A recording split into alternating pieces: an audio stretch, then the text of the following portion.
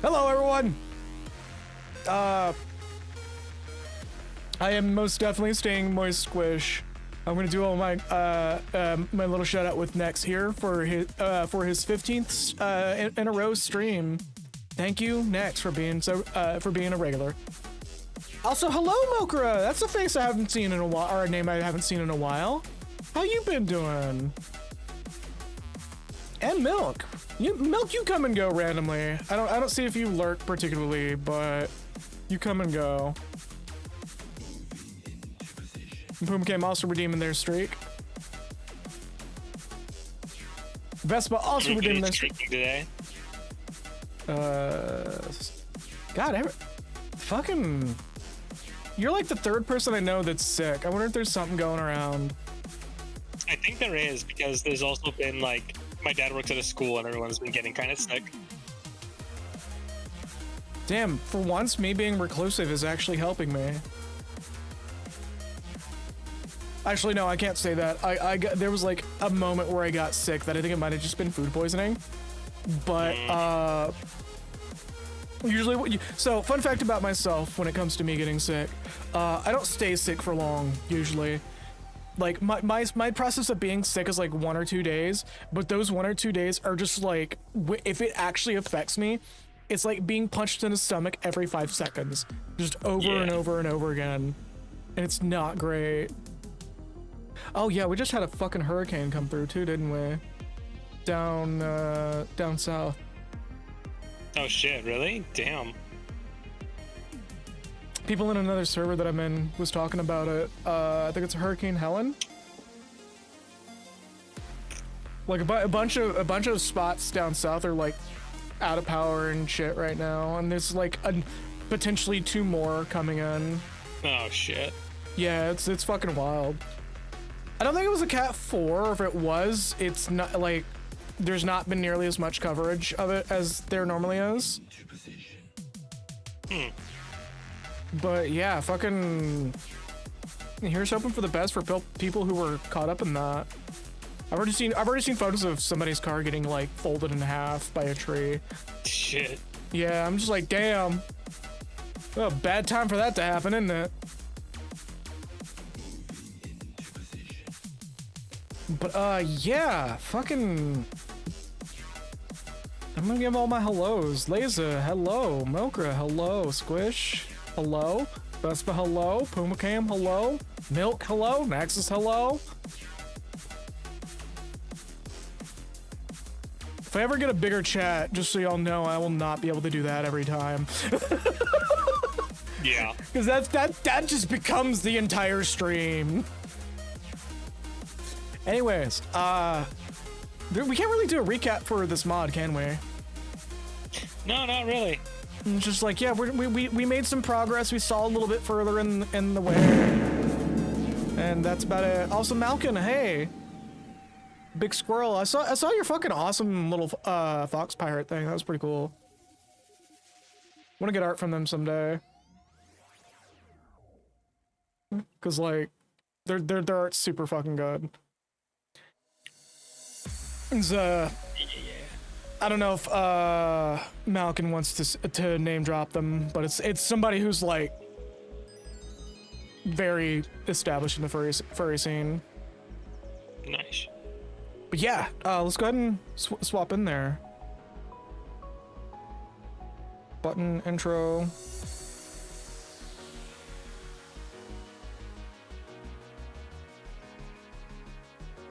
Mokra, that might have been me.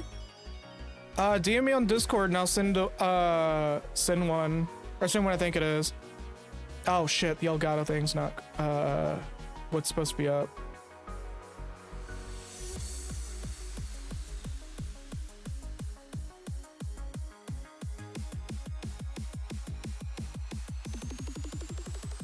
Yeah, the art piece that Malkin got was from Vulcan Fox. Nice.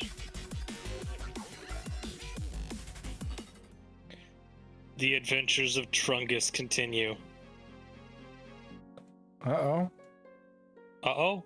Yeah, we're having an uh-oh moment. Uh-oh. Uh-oh.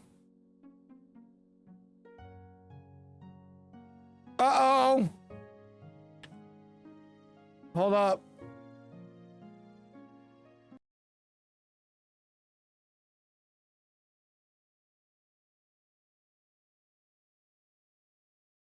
What's the hey guys? Trungus is having an uh-oh.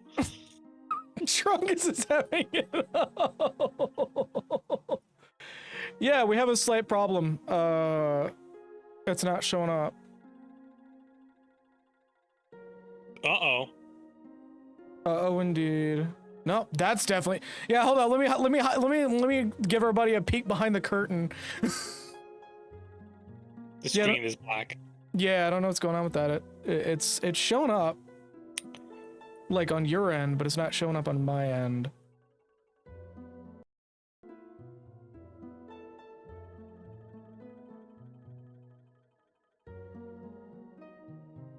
Let's try this again.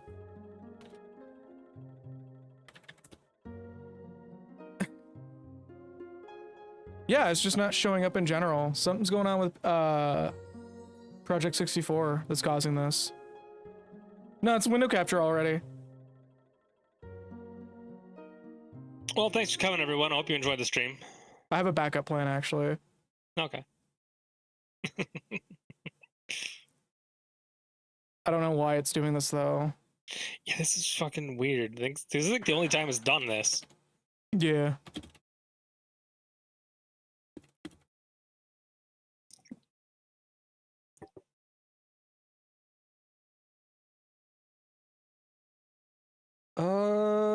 Make sure you're using Direct 3D 8 or higher. Where the hell would I see that?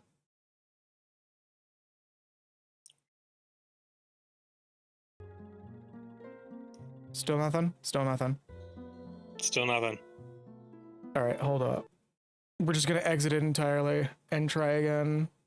Damn, we're yeah, have you, oh, wait, there's something there. Something. And then immediately into black. Are you actually serious?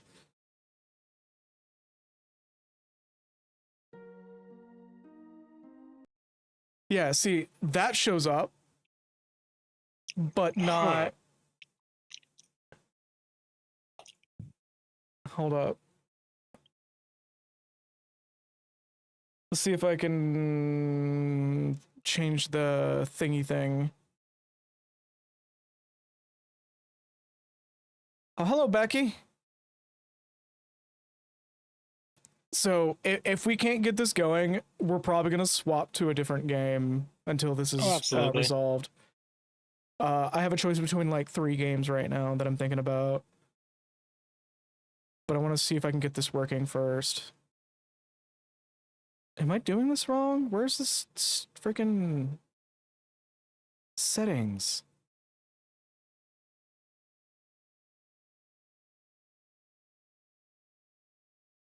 What happened? Squish, what's up? Because there was a bug that went on recently. Like if it said that your sub was canceled and then reinstated this because I was put into gay baby jail. Yeah.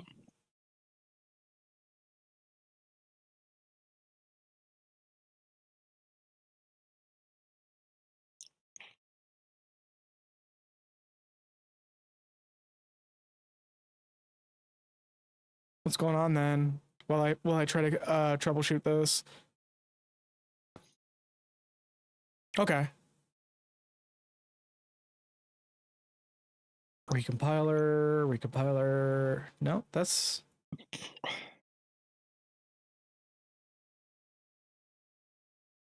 Let's try this again. It crashed. It crashed. Neat. It's because I changed something that probably wasn't supposed to be changed. Okay, how about this?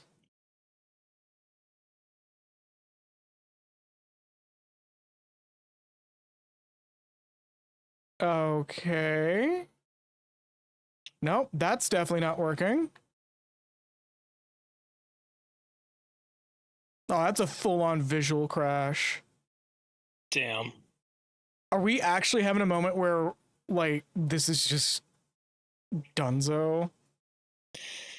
This is fucking weird, man. Hold on, let me exit and start it again.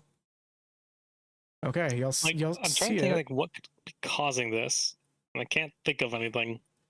and it's still blank.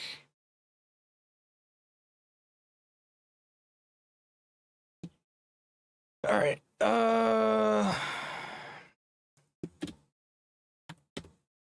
Trungus is Trungon. Yeah, it's starting to feel like that. The death of Trungus. I hate this because there's like YouTube videos showing the solution, then I gotta mute it for that.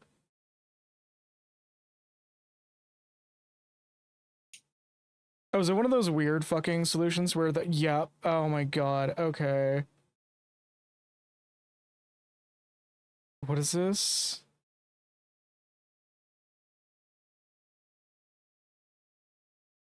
Biffle, can you hear me? Yes, I can. Okay, cool. Firefox Biffle, crashed. can you hear me? Firefox is crashing. Oh boy. It's because it's probably because I oh my god, what is going on, Firefox?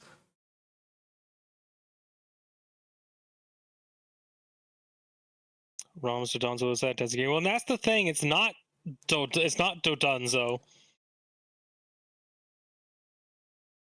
Because it was working. Because Locke was like streaming it to me. It just won't pick up on Twitch. Oh my god, browser, please. I would not be surprised if I get a blue screen here in a minute. Okay, no, it recovered. Okay. For whatever fucking reason, just YouTube just like maxed out Firefox's memory. Just abruptly. That's incredible. Okay. I'll be using my phone then. Fuck. Alright. So we're not dead silent here.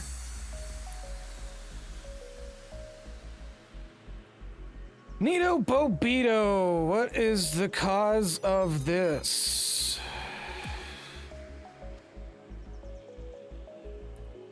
See, Project 64 not capturing on OBS.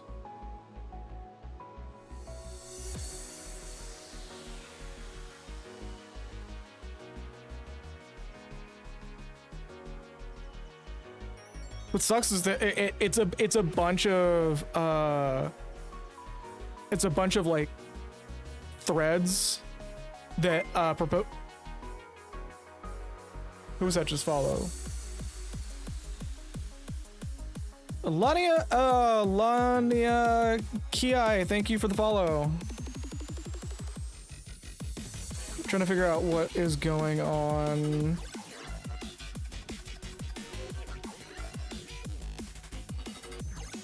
Every time I get an email from Twitch, I'm just like, oh god, is it happening live on stream? But no.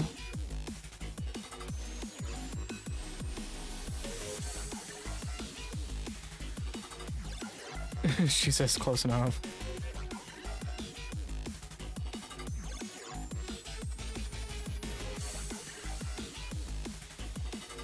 Did it happen because of full screen?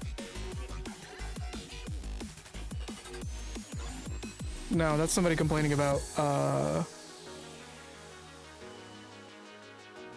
full screen capture shitting the bed. All right.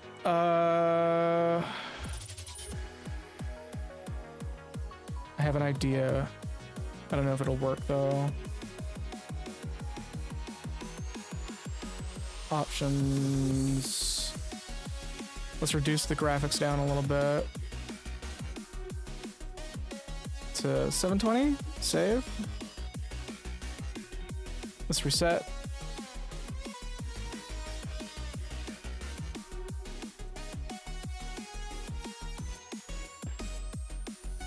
I have an idea. I've just gotta hope that Mokura will get to your DM when I can.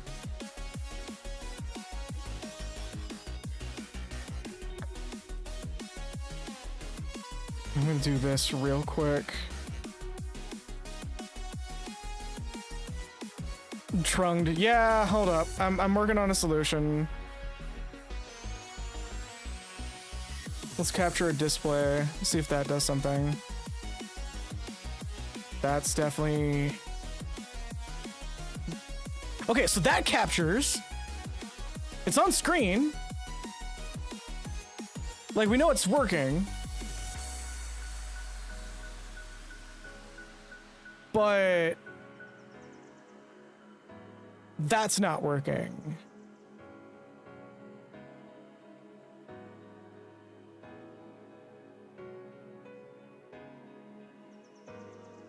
Oh, wait. I fixed it. I did it. We're good. Now we're just gonna, fix one more problem. I think it's this one was the correct one. Yes. Okay.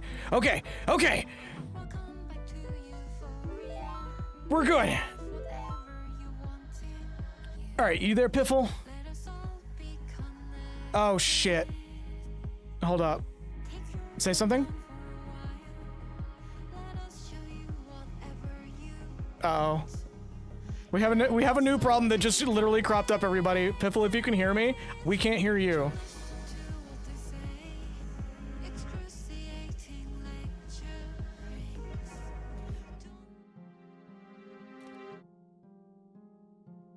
Well, so I saw the bar go up, Piffle, and I didn't hear audio.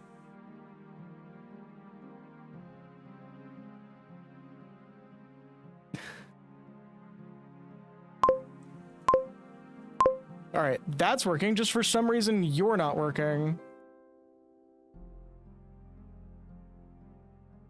Test your mic. All right, hold up. I'm gonna refresh the page.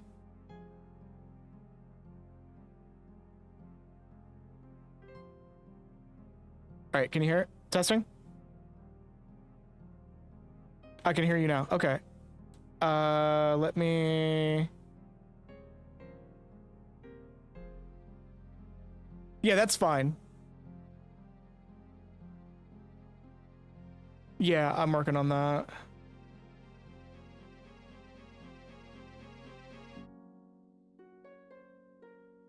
That's not the right one. Fuck. This has been an immediately scuffed stream. I'm glad we're only going for 4 hours today. I'm like stressed the fuck out. Okay, output to voice chat. Let's just do them all to voice chat as Windows damn near crashes. Thank you. Test your mic. Hello, hello? Okay. Hello, hello, hello? Can everybody hear? I can hear you, Piffle. Can chat hear Piffle? Fucking finally. Oh my god. I am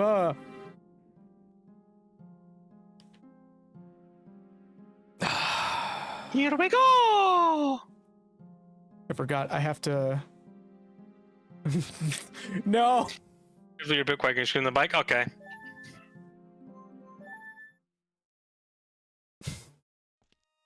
Well, I thought you were actually gonna be like, ah!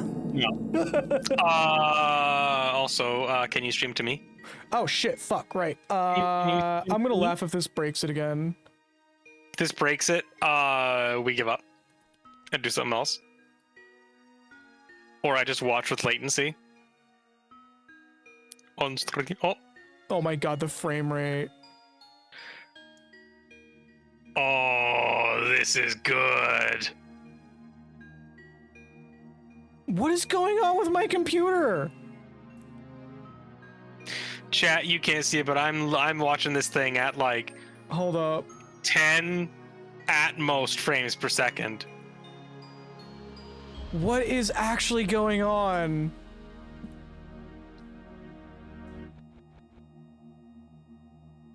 about this? Is it good frame that rate I or is can it bad? see. Is it good frame rate or is it bad frame rate? That's a good frame rate. That's a good solid frame rate. That's a solid frame rate right there.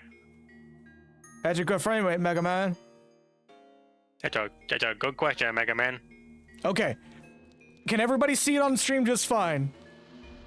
I think this is actually like a better frame rate than it usually is when you stream it to me. Are you serious? Yeah.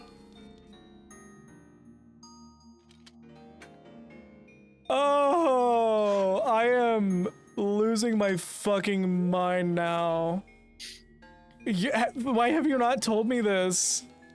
I just figured it's just the way it is. It's just it's not bad. It's never bad. It's just like inconsistent.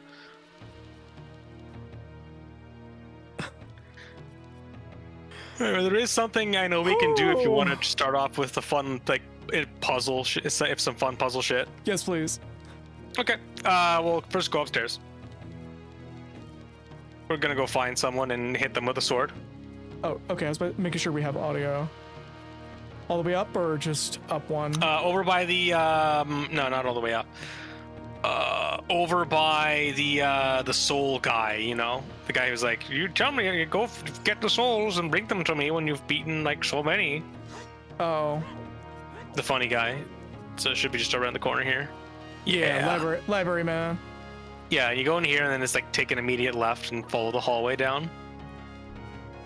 All right, hold up. I'm gonna turn it down on my side because it is blowing my ears out right now. Okie dokie. Audio.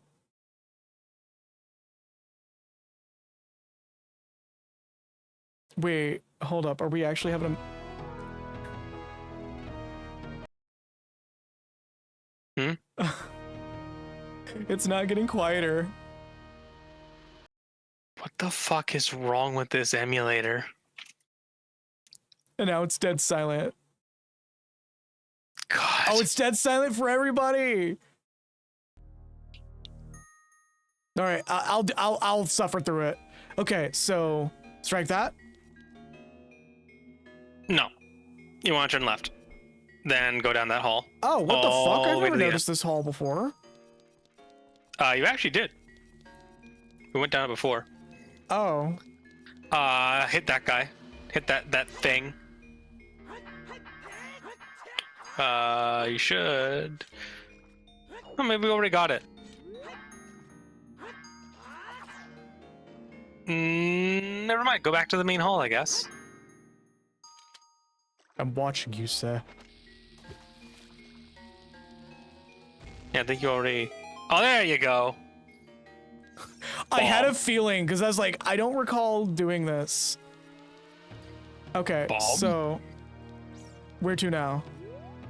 Main hall. Oh, are we getting the underwater thing finally? Yeah. Wait, do we have the tunic? Yes, we do. No, we don't. No, we lost it. We'll go buy one. Do we have the money to get it? You can backflip over that. Yeah, I was trying to. I think we should have enough money. If not, uh-oh. What? No, just if we don't have enough money, uh-oh. You just going, uh-oh, I'm having to go to something else break. No. Yeah, we got enough. I remember it not being that much, that expensive. Let's not have it stolen again this time. The wrong Discord for y'all, or it's just been quiet.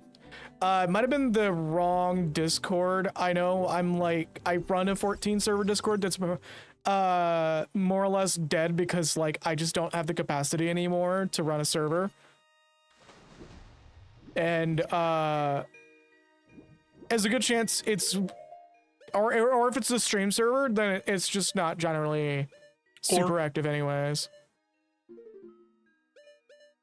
Boot time. It's time to go underwater.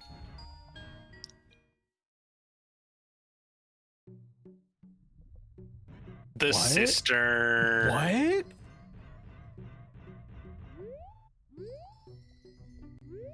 Are we swimming in poopy water right now? No, that's not what it's. No.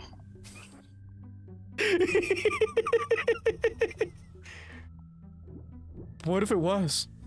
What if it was? What if that? No, I know what it is. I vaguely know what a cistern is, and I know it's not a sewer. I think it's like a water reservoir or some shit. Yeah. It's still funny to just be like, "Am I in poopy water?" Am I in poopy water? Start quoting that one episode of Freakazoid where he goes into the sewer and he just would not shut up about it. I wouldn't either. No, I mean, again, he's perfectly justified to be upset, but it's just, the whole joke is just he won't shut up about it. Like, Freakazoid is one of those cartoons that had comedy writing that was way above its pay grade. Yeah. This is another one of those, hit something from afar? No. Nope.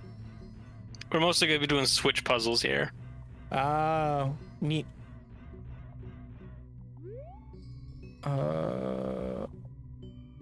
Nothing that way. Navigate this. Like this. Oh! Ow! Yeah, there's What? a current. Did I just get yanked out of the possible solution for the puzzle? Nope. Okay, so this is progress. Yeah, there's a bunch of places to go, but there's a current that goes around. Let's see. Can I do this? No. Nope. Do we have an item that lets us technically jump without actually jumping? Nope. Not underwater. And we can't use that underwater. Only thing you can use is the claw shot, sting shot. Sorry. Yeah. And your boots.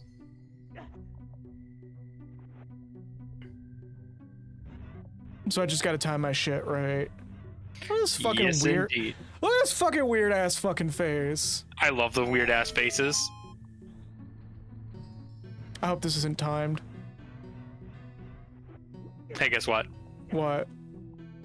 It is? Yes. Shit. At least it should be. Which way? This way? I think so.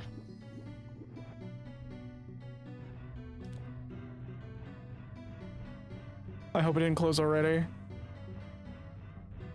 Is it this way? This doesn't look familiar. It might be permanent. Return, go by, go. Yeah, I think it's this way. Yeah. Hey, bro. Yo, I don't think those were brownies I ate. Yeah, I feel like it's not timed because it would have. I hope that the devs would have put in like a. Yeah, if it's timed, you will hear a timer. Then yeah, it's probably not timed. Which is good because like current puzzles like this, when it's timed, there's a reason why a lot of people don't like the water temple in Majora's Mask. These edibles ain't. Oh shit. See, is this the right way? I think this is. It might be. No, this is where he came in. So there's one more switch I gotta hit. Yep. Nexus. God damn it. Nexus, I'll kill you.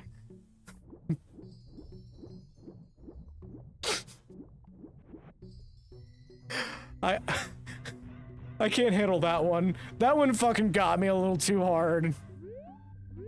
Not that way. Oh wait, that's the other side of what we just came from. Yep. Yeah, the other main thing to remember is that when you step on the switch and it gives you a little cutscene of where the gate is, Link will always face wherever that's what the cutscene happens. So like Link will be facing wherever that is. Gotcha. I forgot about that. And I think that's like somewhere over here. No. That's timed. I hear that. This was timed.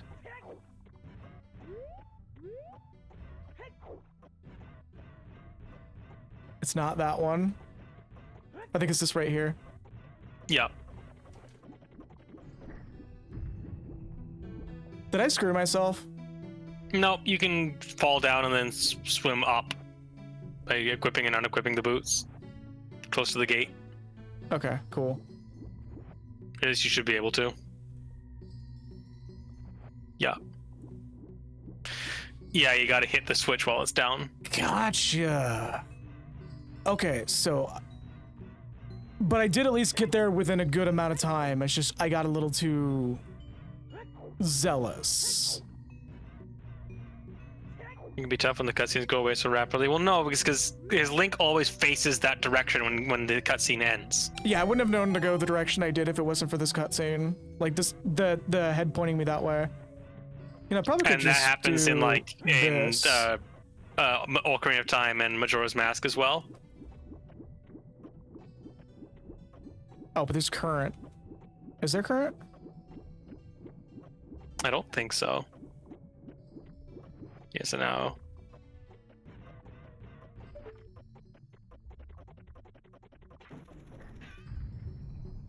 I hate N64 Zelda aiming so bad.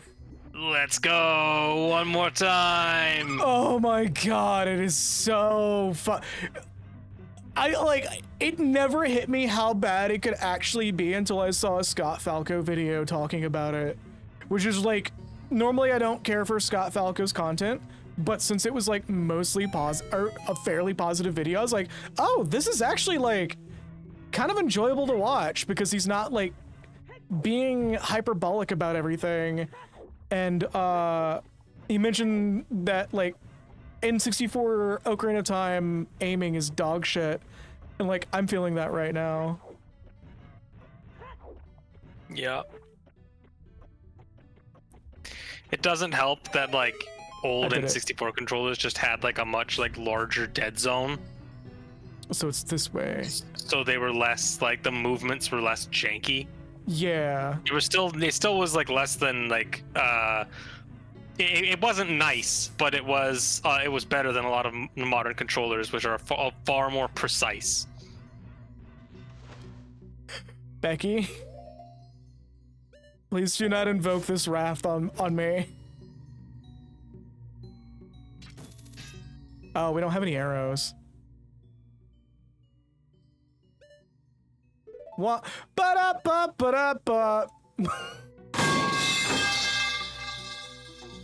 Because I believe we need arrows for that, for the gold ones. The silver ones we can just strike with anything. It's the gold ones we need arrows for. Oh shit! We need to go back and buy arrows.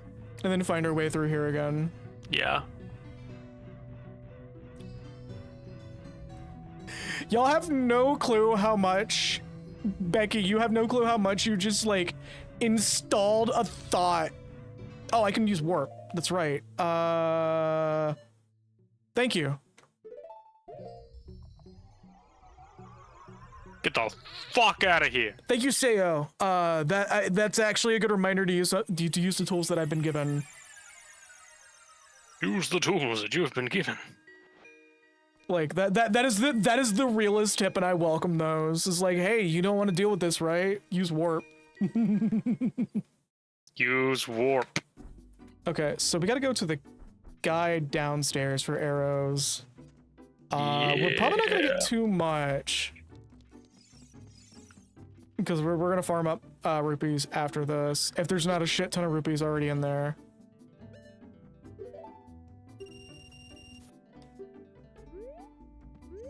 All right, so we're good on the arrows now. So let's. I wonder if the pinwheel's usable underwater. It's like when you go to get a sandwich and you forgot to bring your card. Yeah. More aptly for what I do is when you go to the corner store to buy an energy drink, but you forgot to bring the payment card, so you're at the front counter already, and you get to have the awkward stare of, "Hey, I'll be right back." Okay, so now we just have to find our way through here again. Okay, we cannot use the pinwheel underwater. I won't say that that's a bit of a disappointment because, like, it's not. You walk, bitch. Yeah, like, it's not like you walk. Did it reset? I hope it didn't reset.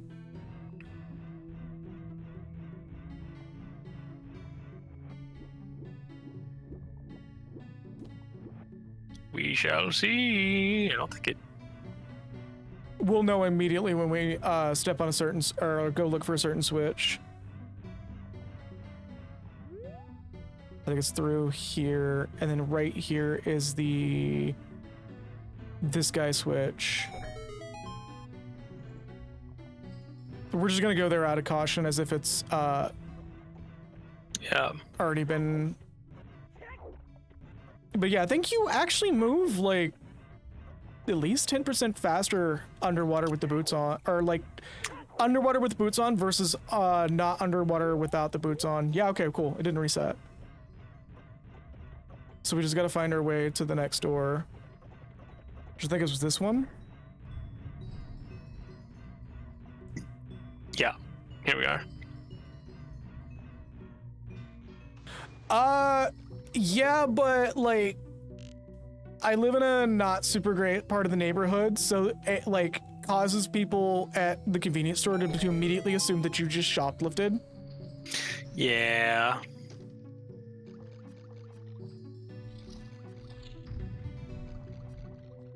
It's one of those things where it's like, well, I can't go back to that corner store for another week. I thought that was a like, oh my god. You know, there's no enemies here.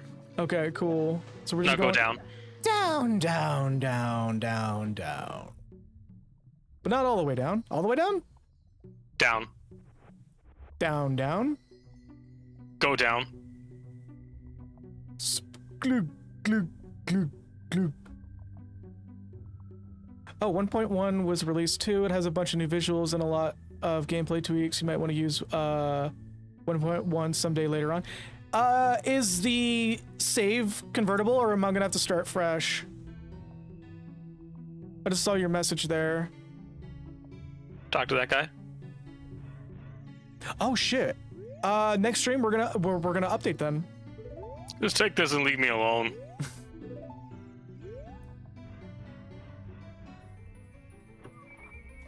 Oh, I forgot about the. Yep.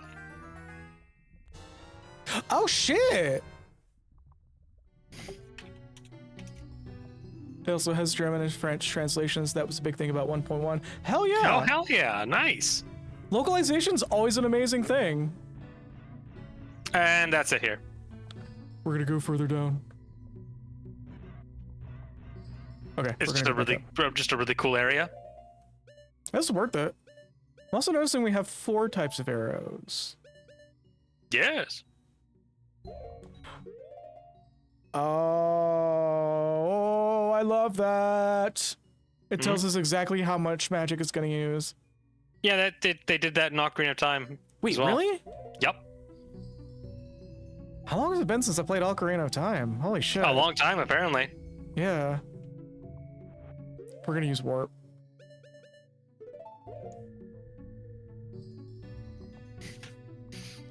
Hey, old guy, I'm here to bother you again for a little bit longer. Hey, you know you live inside this really cool, like, water channel, right? So, I thought I'd just, like, you know, not tell you that I took a piss. Anyways, bye! Oh, I should have used Navi on him. Sorry. I want to, Back down we go! yeah, back down we go for the lore! Actually, we have a shortcut now, so we could actually just rush right there if we really wanted to. Yep. Actually, yeah, let's see the lore. I want to see what it says. This happens when you drink fish milk. Oh my god. Okay, no, I have to see that. Because that sounds actually hilarious. Not that one, it's the other one. I think it's like a little bit outward and then right here. Nope. One of these 2 turn ends is the one that we need to take.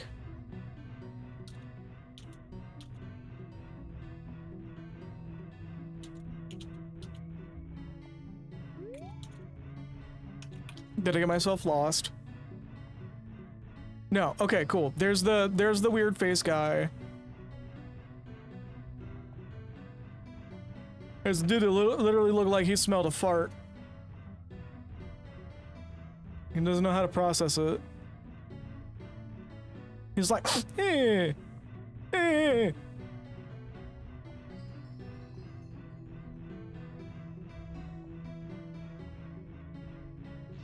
Yeah, absolutely want to see that fish melt line, because that actually sounds really funny. I keep hitting the right on the stick, like it's a D-pad.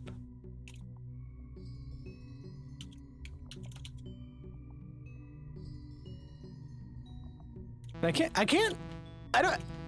wish I could adjust the camera to look down while we fall. This probably looks really cool from, like, above.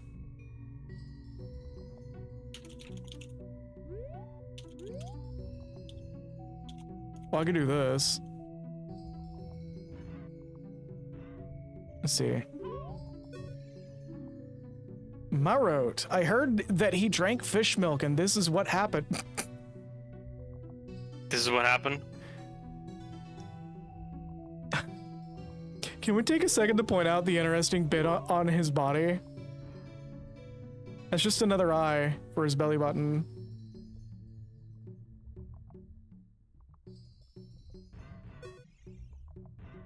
That is great, though. With this little Crash Bandicoot belly button. Oh, it's a Master of Time reference.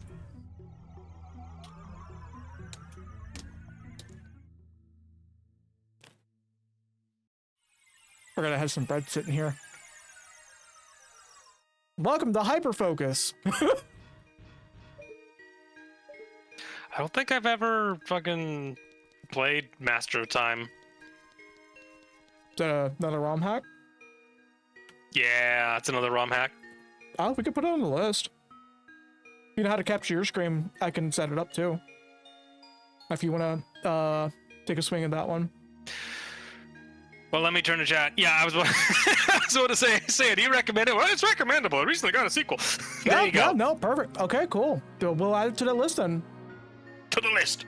It's like that and Indigo that I, like, in spite of saying that it has that weird not telling you how to do things, expecting you to know problem. I still kind of want to give Indigo a shot too.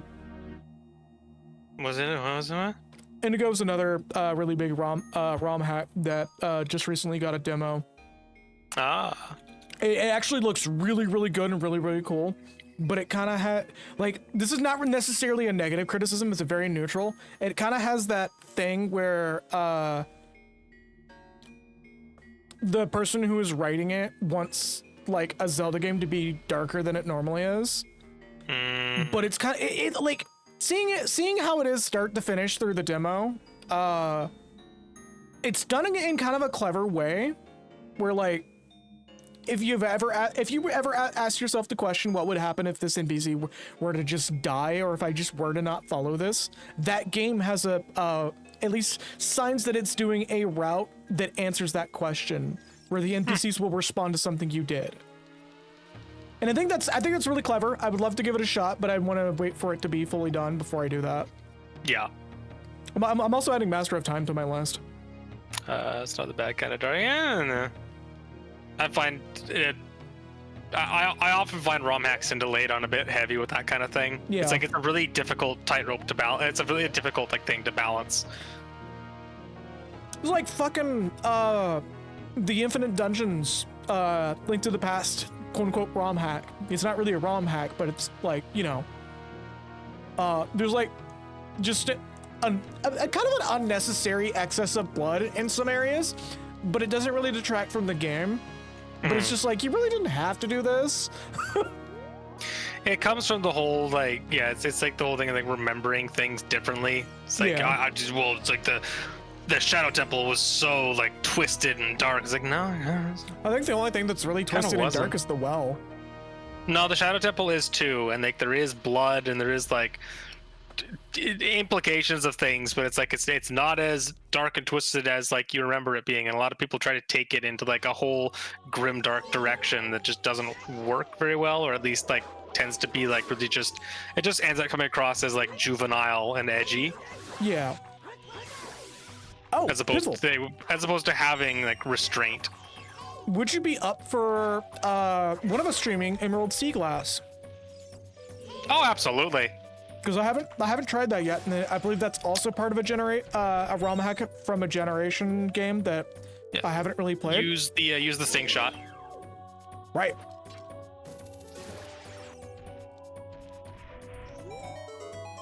Although I guess I mean we'll have to see because the how well another Pokemon game does on stream. Well, I think our issue with Fool's Gold is that it was like just a respinning of respinning of an existing game, which I kind of missed out on anyways. So I was kind of just like, about That it. is also what Sea Glass is. Oh, is Sea Glass also kind of that? It's just Gen 3 with new sprites. With like all the sprite work is like redone. It is a visual and like it's like I think there's like tweak mechanics and like quality of life stuff, but otherwise it is just Emerald. Okay. Yeah, I've never played the Emerald Generation games before, so that would at least be fresh on my fresh for me. We'll give it a shot, give it a couple streams, see how it goes. Mind you, Piffle, in the defense of the situation, I enjoyed Fool's Gold. I just don't feel like it was doing well as a stream game. I'm just gonna shoot this bitch with an arrow. Remember, he splits into 3. Right. And if they get you, they'll turn into another one. Yep. But they won't get me Go. because I am lucid today. The other, yeah, you did say you also wanted to just play Fool's Gold on your own time, but the other solution too for Pokemon on stream is just send the ROM to me and I could just like level grind off stream when we need it. Yeah.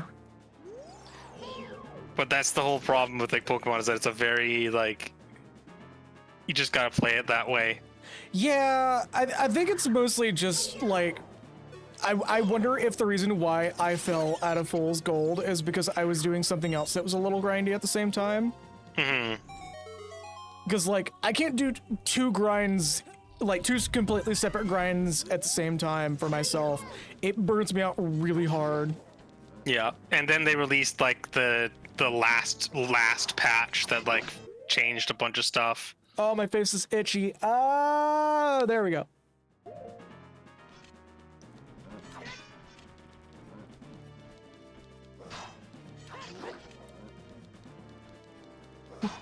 See, what's really funny is I'm playing completely different than last stream. Yeah. Now I'm just like really defensive and baiting it out. That's the way to do it. You want to know what happened between this stream and last stream? What happened between this stream and last stream? I had a mental refresh of how to play Ocarina of Time. Uh-huh. That's And all what was it that? takes.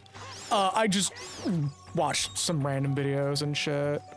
I remembered that, like, in spite of the Controversial jank, opinion. It's yeah, a good ass game. It's a good ass game. And in spite of me, like, knowing and admitting, yes, it's still janky. This game does everything in its power. I think even despite its age, it is still like a masterpiece. Still. No, fuck you. You ain't getting that. and I think it doesn't show its age as much as a lot of people say it does. It's a game that actually is starting to age like fine wine at this point. Like it went from dated to actually aging pretty well because what we're getting in a lot of other games is trying to replicate this, but only replicating the parts that's severely dated. Yeah. And I think it has that has that thing where it's like a lot of its like more modern detractors use a nut. Yeah, I'm realizing that. A lot of its more modern detractors, I find, fall into a very particular mindset. I think that a lot of people get trapped in when it comes to older games, especially like Ocarina of Time and like of the era, is that they try to approach old games with the mindset of modern games, which like you can't. You need to approach when you're basically any game made before like the 2010s, you need to approach it on its own level. You need to meet it halfway. You need to be willing to do that, as opposed to allow just like expecting the game to be what you make of it. Like it's Ocarina of Time cannot be played as like Breath of the Wild. Yeah, and Age just made it harder than Link to the Past. Disagree. yeah, I actually keep those games both on two entirely separate metrics of like what they are. I find that like A Link to the Past aged a lot like worse overall. Really? Yeah. I find A Link to the Past to be a lot more just obtuse and bland. But it's also like it's hard to compare them just because 2D and 3D Zelda is such a different beasts. And I know I don't particularly care for 2D Zelda. I am a little bit on a different stance on that. I actually, oh god, this is gonna get me fucking nailed to a cross for saying this, but I'm a bit more biased towards 2D Zelda for different reasons. I respect both 2D Zelda and 3D Zelda, as again I hold them both on entirely different, like these two concepts are on entirely different like I can't put these two things in the same room because that's like putting like oil and water together. You just It's comparing apples to oranges. Yeah. The similarities are superficial. Now, mind you, my favorite 2D is favorite 2D Zelda is technically not a 2D Zelda. It's a pseudo 2D, and it's the Link's Awakening remake. I was about to ask. Ocarina of Time's camera aged poorly. It's not as bad as you think it is. It's like it's not bad, but it's not great. I think for an N64 game, Ocarina of Time's camera is second to none. Every game that comes after it should have been taking it as an example. However, we got spoiled by modern controls. Yeah, that's again, it's like a lot of people like the camera's bad. It's like no, it's like it's not really bad. It's bad if you go in expecting it to handle like a modern game and being able to have a free look around. If you listen to the game and do what it says and like play the game on its terms and use the camera like the game, like kind of, you know, what's the term I'm looking for? Got it. Like the game sort of leads you towards doing it. It works like pretty well. Good even. Like it's a game that you the big problems that you could technically have with Ocarina of Time is problems you would encroach if you fight against the game and not fight with the game. Yeah. And that's the problem with a lot of people like going to like older games, which is also something that's like. Wait, did we just do that entire section with only one, like losing only one heart? Yeah, you did. What the Congratulations. fuck? I'm just like You're locking in. just going about this. What the fuck? But it also leads me to one of my fun bits that I need to. Hey, Locke. What's up? What was your first Zelda game? Is that a trick question? What was the first one that you like remember playing? Zelda 1. I put another line on my chart that says the type of Zelda game you like depends On the one you started with, preferring yeah. 2D or 3D Zelda depends on what type you started with. Yeah, that's just Almost universally, I have found people who dislike 3D Zeldas started with 2D Zeldas and vice versa. well, again, like full disclosure, I don't hate 3D Zeldas, and I don't have like too many problems with but it. it's just it generally it veers from just like people like either preference to outward dislike and hate. Yeah.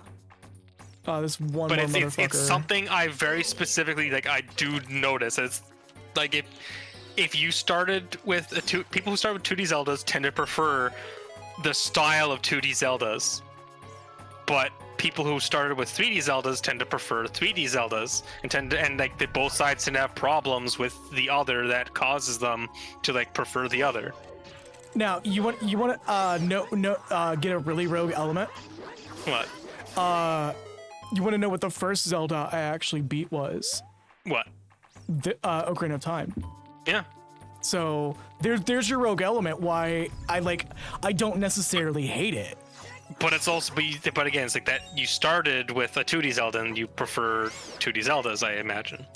Yeah. Yeah. Whereas I'm like, I remember like one of the big things I remember, it was from like,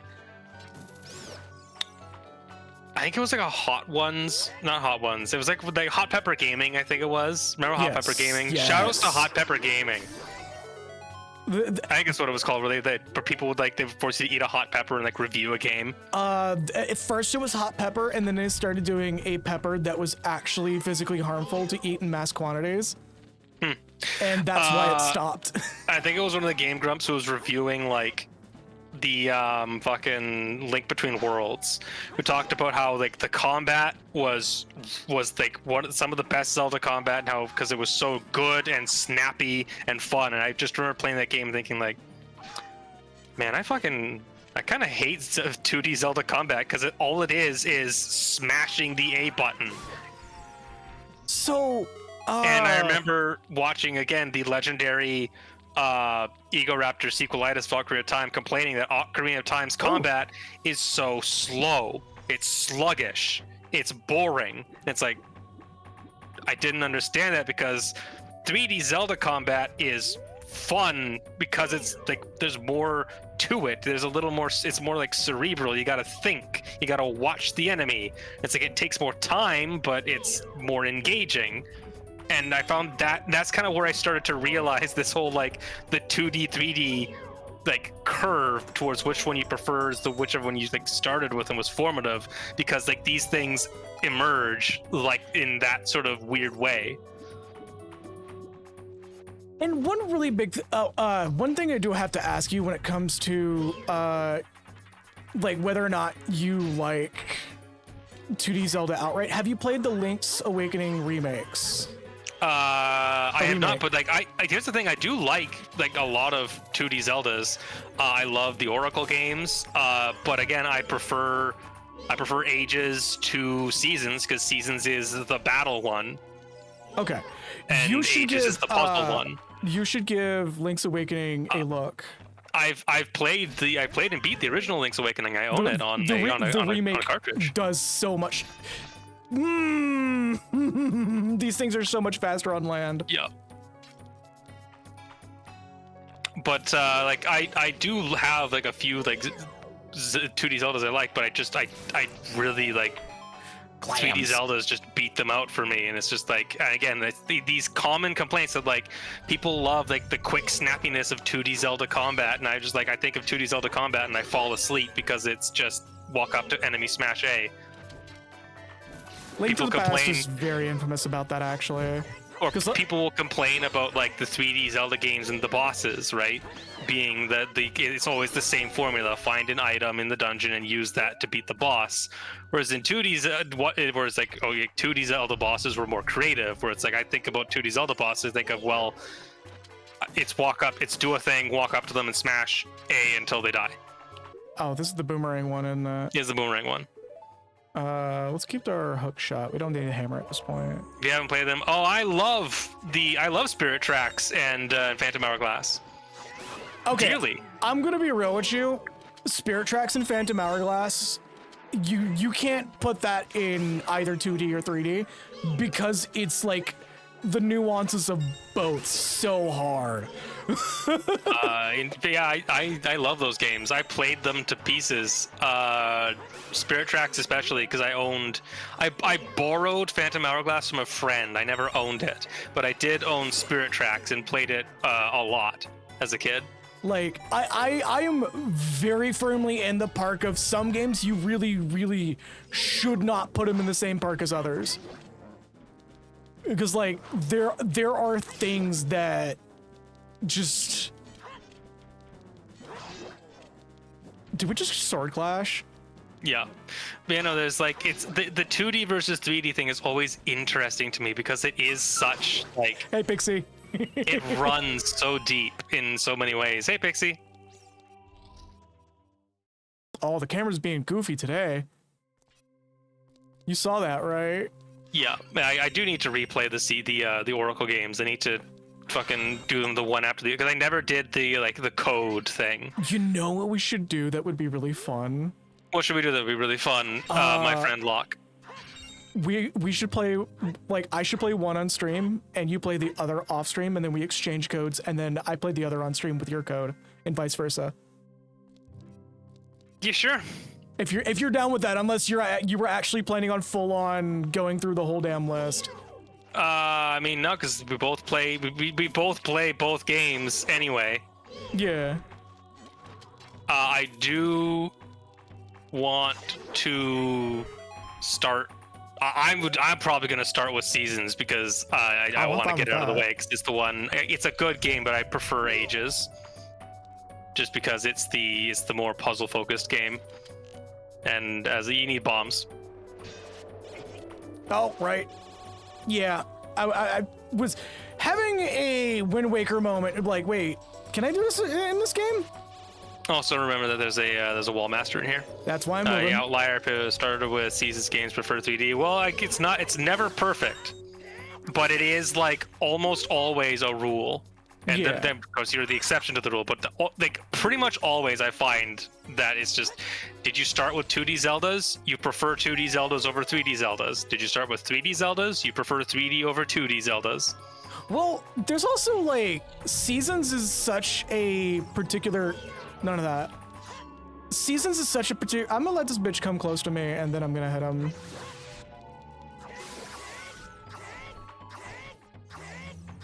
Fuck. No. Fuck you. Yeah. I didn't want to activate the For redead. Seasons, the two of them. That's fine. I took care of him. So Seasons and Ages also fits in that category of it kind of has to be put in its own situation. Is there any way we can handle these without? I guess we just come from behind, right? Because Yeah. they have to turn slowly. Yeah, there's no special way you can deal with them in this game. There's no Sun Song in here, Yeah. and you don't have Din's Fire yet. Fortunately, if you strike them fast enough, they don't scream. Yeah. And they don't get back up.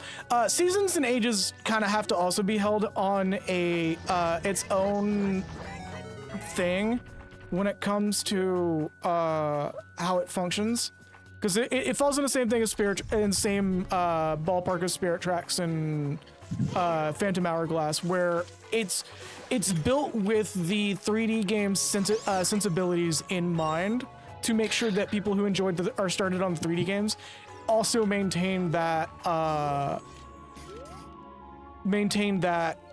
same feel, but also Capcom. Just Capcom knows what they're doing. I still think it's funny that we will probably never get any sort of remake or remaster of the Oracle games or the or Minish Cap, because they were made by Capcom, and I guarantee that Nintendo fucking hates that. Like it eats them up knowing that some of the most beloved Zelda games out there weren't made by them.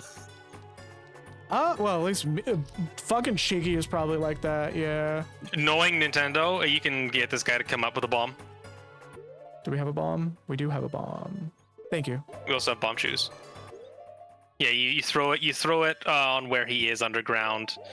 You only need to like look at him once, because you can just know where the shadow is, and then yeah, he comes up to the surface.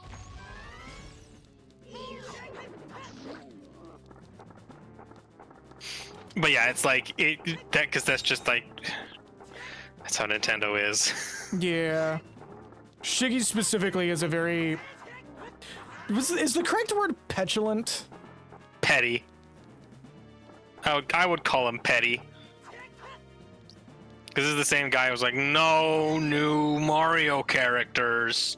For like damn near every game. So much to the point that, does it just run away, or do I need to like, oh, never mind. Yeah, it just runs away and then you gotta find it again. Or get Or grabbed that by a hand. happens. Thankfully, you can flick your the stick around a bunch and. Thankfully, you it'll can release- flick your stick. Gotta flick your stick. Yeah, fucking. I just. No new Mario characters. Yeah, I went from like kind of respecting a shit ton out of Shigeru Miyamoto to like, come on, dude. I think I did it. Guys, story doesn't matter in video games. It's so fucking frustrating. Stop caring about the story. Doesn't matter. I'm glad, like, I don't think he's responsible for Metroid in any capacity, or if he was, he's not anymore. That's Because like just Metroid's general- gone super fucking story heavy now. Yeah, that's just generally Nintendo like despises Metroid. Well, not despise, they just don't like it. Nintendo of Japan really doesn't like Metroid because it only ever does like well enough to be like mildly successful, but never like super successful. Shit. We Oh, might well. be dead.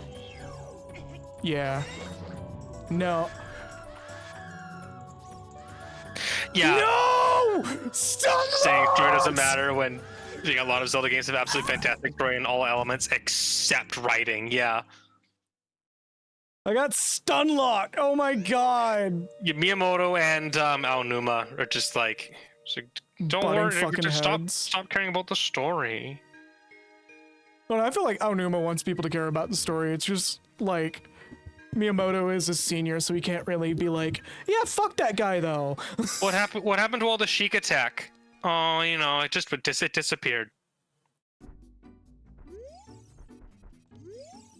It fulfilled its purpose. It disappeared. Yeah. I'm kind of very just like about that to this day. It sucks. Like they could have at least. We're not getting into that because I could go on a long time about Tears of the Kingdom. Oh, I bet. I kind of can too, because like as much fun as I had with Tears of the Kingdom, I kind of fell off. It's not a great game. It's fun. But It's a like, fun game. I don't think it's good. Yeah. That's basically the journey of enjoying Nintendo games, from really liking Miyamoto to thinking he's kind of an ass. Yeah. God, that is the most real sentence I've ever read in my life. Mistake your high school GM would make by being made a multi-billion-dollar company. Yeah. Like, fucking hell, I was not prepared for that sentence at all, how real that was. No, In my no. book, fun Mario is the only characters. thing required to make a game good. I mean, yeah, no, by all means. It's just like, it feels like there's potential left on the table with some of the games with Nintendo lately. Like, one thing I would really love to see happen, and I hope like Nintendo actually capitalizes on it, just ask fucking Monolith to make a Zelda game. Like, just, there's your best Zelda game of all time in the making right there. Did we hear the awful news? What's the awful What news, happened? Pixie? Lay it on us. Mrs. Incredible has a gun? Oh, no. I'm sorry, what? Mrs. Incredible has a gun. They gave her a gun. As in, like, The Incredibles, Mrs. Incredible? As of 20 minutes ago. Fortnite. Oh, no! Fortnite. I'll have to talk to the one person that I know that plays Fortnite about that. He's yeah, he's that's right, 'cause probably yucking it up right now about that.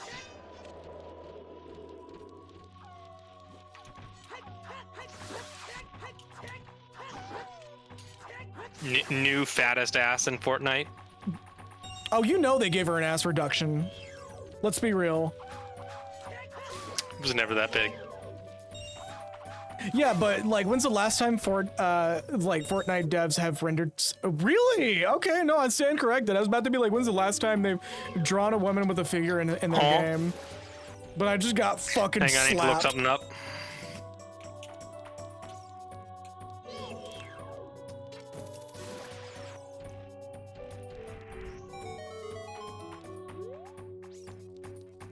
Oh, absolutely, because look what they do with Peter Griffin. But there's no sink outside. I can't let it in.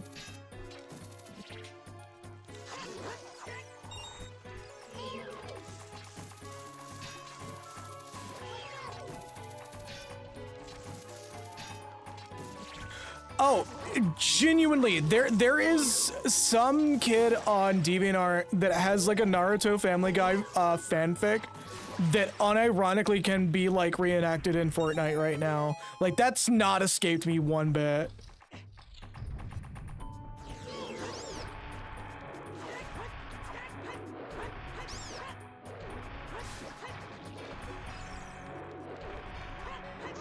That bitch is a mono butt. It is one mass. Hot. Some people are into that. Hydrate. Yep. We'll do that here in a moment. I'll act on that hydrate call once we get to a middle point. Fortnite's such a weird thing. I still have no idea how it stuck around so long. I know how it stuck around so long. Fun. Yeah. Is it like credit where credit is Gray due? slop fun. Like like after somebody showed me like what Fortnite is right now, it makes 100% sense why it's still around. Fortnite is toys. It's like the same reason Skylanders had so much staying power, but Fortnite is managing to keep it fresh, whereas Skylanders just failed to keep it fresh.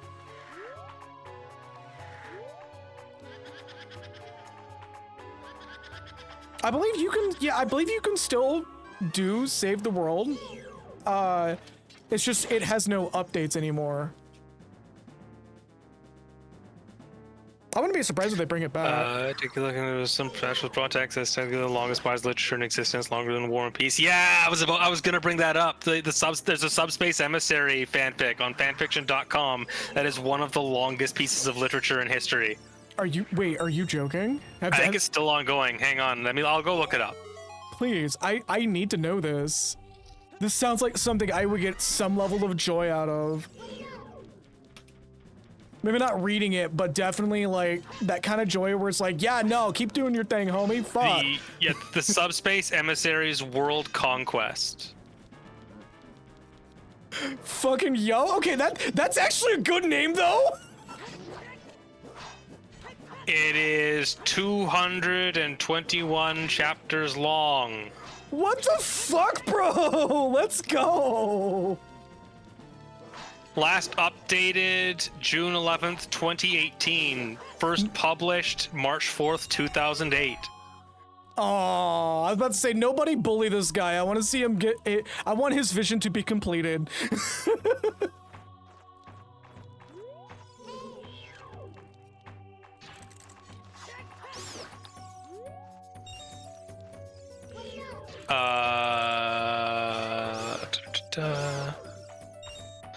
Apparently it has been surpassed as the longest piece of fiction. Oh no. That is the world's longest fanfic as of 7 years ago.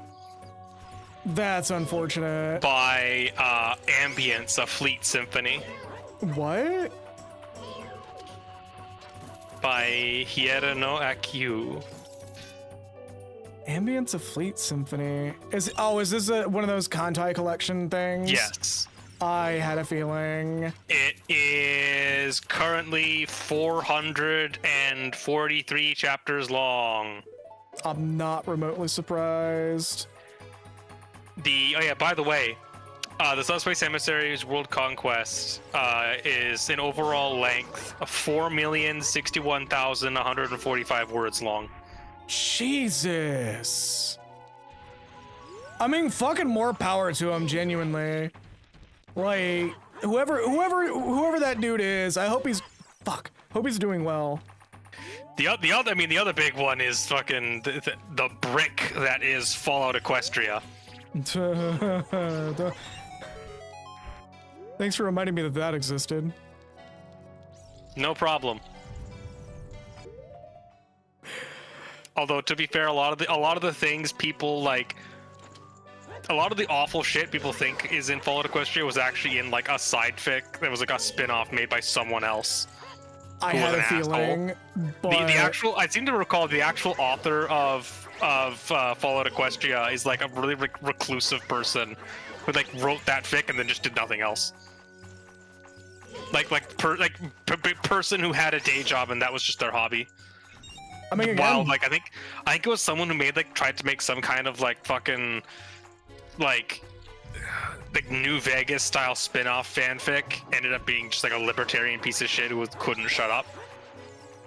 I mean, it could be worse. It could be the fucking My Little Pony Hearts of Iron fan base right now, who are currently, for some fucking reason, Reddit is like forcing this down my throat after one single exposure to it, where they're like having a schism between two factions of saying a fascist is hot and saying a fascist is not hot, and I'm just like, the real problem here is the fact that none of y'all are going on about how like y'all have people in your community that are appraising a fascist in anything but kill this guy.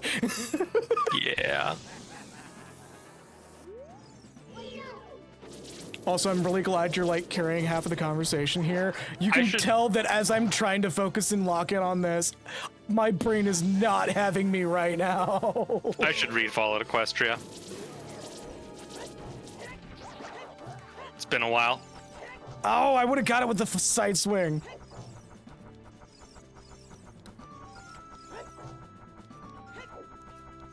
I might miss this one. Nope, got him. Yeah, no, there's a Hearts of Iron mod. I think it's Hearts of Iron. It's like some fucking 4X strategy sim that's like historical conquest thing, and like the My Little Pony mod is more or less just turning it into Equestria, but replaces all the leaders with like historical figures, and like there's a disproportionate amount of fascists included in it. But yeah. There's some fucking threads that like get right up on the edge of like saying something that's not okay about Hitler, and I'm just like, no. Gee, I wonder what that's all about. Guess we'll never know. Yeah. Just delete it from your memories. It's probably for the best at this point. I'm gonna go get a drink. I'll be right back.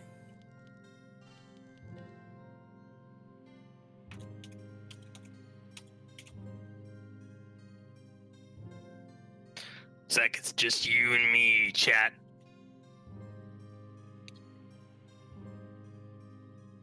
Hey, chat, what's your favorite sandwich? Joke's on you, that doesn't work on me. Bitch. Pussy. Mid-ass sandwich.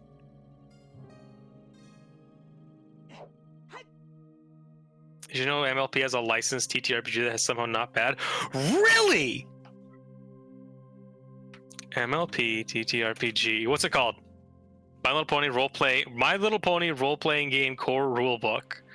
$55. Do I want to spend that on a stupid joke? All right. I forgot to hit the BRB button, but that's fine. I don't know if Piffle stepped away. You still there? I'm still here. I'm reading up on the MLP, the official MLP TTRPG. What? Chapter 10, Conflicts. What? Go on? Equestria is an enchanted land with rich history and exciting areas to explore, but it's not all cupcakes and fashion shows. For all the art, wonder, and magic, there are monsters, mysteries, and magic. Magic is unpredictable, that's why it's on both lists. Even when it's cupcakes and fashion shows, there are baking competitions and rivalries between designers that can get pretty competitive. Whether you need to resolve a dispute or you're standing to defend Equestria against threats to happiness and freedom, this chapter has you covered.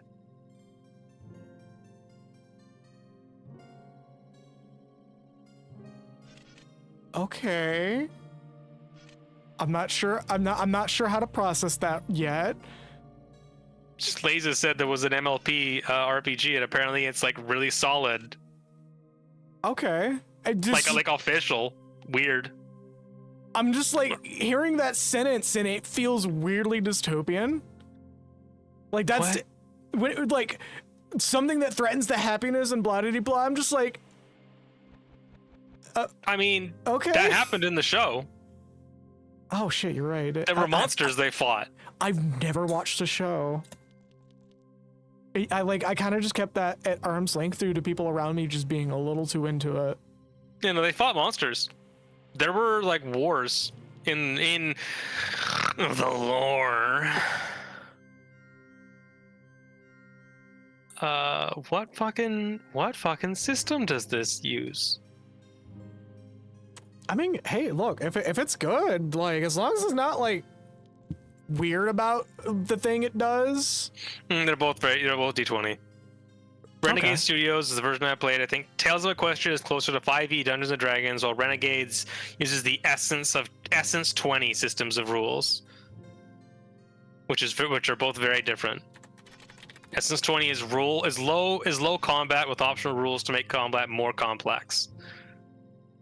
Tales of Equestria doesn't really have combat, and players relies on their wits and working together to overcome obstacles. What the actual fuck is Essence 20? I looked it up, and the amount of things I just got bombarded with has me very confused. There's a Power Rangers tabletop, a G.I. Joe tabletop, a Transformers tabletop, all using this system. My wife has run, and I've played Tales of Equestria, and it's closer to a light version of Savage Worlds than 5th edition. I was like, wait, are you saying this, or is somebody in chat? I am. Oh, I'm reading Reddit. Oh, okay. I was like, God save me. Yeah, no. Apparently, there's 2 My Little Pony RPG games, and general consensus seems to be they're both pretty solid.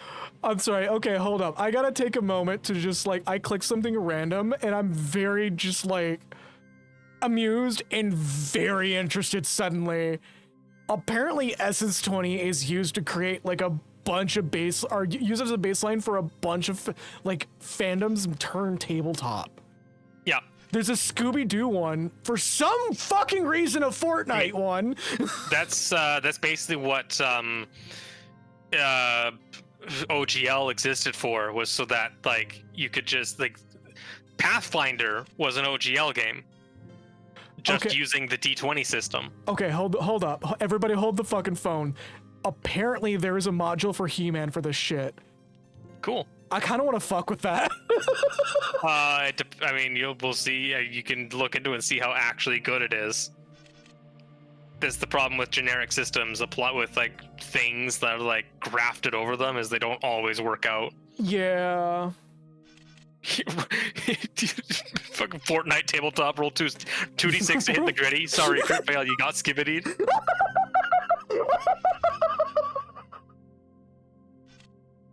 Yeah, literally only know because a friend of mine plays TTRPGs and was getting into MLP, and I was like, I bet there's a fan rulebook. Let's go. What do you mean it's licensed? Oh my god. I'm being fucking hit like across the head with a lot of cynicism today, and I was not prepared for any of this. This has been a good stream so far. I just realized also like an hour and a half has passed, and I didn't realize this. This has been a good stream. It has. It's been like chill, but also me just going to town in this game. Okay, so this is the one I keep meaning to give a shot is there's an old Sailor Moon RPG that uses an old system called Big Eyes Small Mouth. That was a universal role-playing system that was made for anime and anime-styled RPGs back in like the late 90s and early 2000s. Oh, I was being clever with this shit too. Because I just discovered that the boomerang kills bats. Which makes sense thinking about it. I think this shield like blocks them, doesn't it? Yes. Without freezing you? Yeah. I have used it to block a couple times actually. Haven't played Big Eye Small Mouth in ages. I've never played it. I've only ever read it in the Sailor Moon RPG. I know one thing I really think is kind of neat about it is that it's almost pretty much all the roles and rules are all like player side. Damn it. So like whether or not a player like hits or like an attack misses the player is all depending on like the player's rolls. So like the enemy doesn't roll to hit, the player rolls their defenses. I just seen a acronym I haven't seen in fucking years. My old AD&D group did an IRC, did a thing of BSM. Yeah, IRC. Yeah, IRC's still around. It's some you can still use. Like it's not bad. It's really secure now. I gotta play some AD&D again. I missed second edition. I keep reading into it again, going like, damn, it's just kind of good. Did you ever talk to Joe about Thaco yet? No, I don't think I ever talked to Joe about Thaco. Hey guys, did you know Thaco is actually really easy and not at all complex as complex as people made it out to be?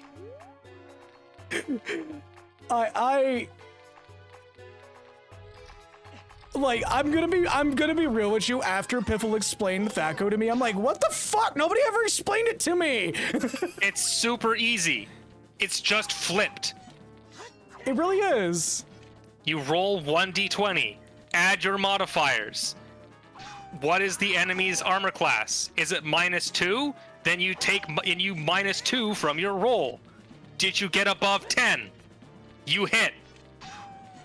There's a number on your sheet that tells you the number you need to roll to hit things. Like, honestly, the fact that it even has like a chart for you to help you actually understand it better genuinely is one of those things that I wish somebody told me sooner, or I would have not have talked nearly as much shit. Like the whole point is that on your sheet you have the magic number you need to get, and that is what I love about like older editions of D&D, is that it's like a lot of it, so much of the rules interaction is player side. A lot of like, it's not obfuscated by the DM. Like, what's the DC for the saving throw? Let me check my sheet, which my class tells me what my saving throw for this thing will be. I have to roll this number. Like, hearing you talk about like AD&D genuinely made so many fucking neurons fire off of my brain, going, oh shit, is that why like so many people talked about like the DM's master sheet as less as like a thing that I'm hiding from everybody and more just stats for monsters that I'm about to put out? Yes. the like everything, it's basically like the third edition and Wizards of the Coast is when things start shifting more to being like more of the game is on the onus of the dungeon master, and things are obfuscated, and so like, and everything is hidden from the players. Yeah. I keep hearing ED&D. But like you the player aren't supposed to know what the enemy's AC is. You don't know what the DC for the saving throw is. Whereas in older editions of D&D, you always knew because it was given to you by your class. You had fucking, what were the saving throws? It was like magic, paralyzed and petrification. There's like 5 of them, I think. I can't remember them. It's been too long. It's incidentally like lines up with like classic Final Fantasy quote unquote save and throw stuff. You'll never guess what Final Fantasy stole from. Yup. Final Fantasy and fucking Xanadu. All those old RPGs that are now like cultural mainstays were made by a bunch of nerds who played D&D. Well, Xanadu's not a cultural mainstay thanks to the creator of Ultima, who got really mad that like any asset whatsoever was used in classic Xanadu. Like, that's the whole reason why Xanadu is not a recurring franchise in the US right now, is because Weird. fucking Richard, whatever his name is, suited into oblivion from ever coming out of Japan. Damn. We only recently started getting anything Xanadu, but only Xanadu Next and Tokyo Xanadu, which is not really Xanadu, but still, I'm saying this word way too much and it's starting to sound like a fake word. It's already a fake word. But just find a way to play classic Xanadu or Xanadu Next. Just trust me. Yeah. The overlap of D&D and Xanadu is comedic. It's old editions of D&D really like. There's a lot that like I look at and it's very like interesting to me, and a lot of like balancing decisions, especially in like the way the game is designed. And things that are like have been left behind for there's things that have been left behind for better or for worse, and other things that are just like interesting. Like the whole the whole thing with fantasy race has always been uncomfortable. Yeah. But there's like this interesting like angle in old D&D where like Oh my god. in first and second edition D&D, if you were a non-human, you were limited in the levels of classes you could take and what classes you could be. So, not to jump topics here, but I'm having a spam sandwich right now. Yep. It's fucking good. Spam fucking rules. I am so upset that it took me so many fucking years to have spam for the first time. I fucking love me some low sodium spam. But yes, also wizardry. Yes, Smokera. That's another good example of like game that's literally just fucking D&D. I want to stream wizardry so bad. Where was I? The fucking like the weird old school races in old school D&D, like races were limited. Non-humans were limited in the classes they could be. In original D&D, yeah, the original classes. Then second edition, the best edition, they made it so they're separate, but they were still limited in the number of classes, in what classes they could take, and the number of levels of a class they could take. Which seems restrictive at first until you realize that it's entirely by design, because every non-human race is just flat out better than humans. Also, especially when it comes to like extra saving throws, additional skills, and like particularly seeing in the dark.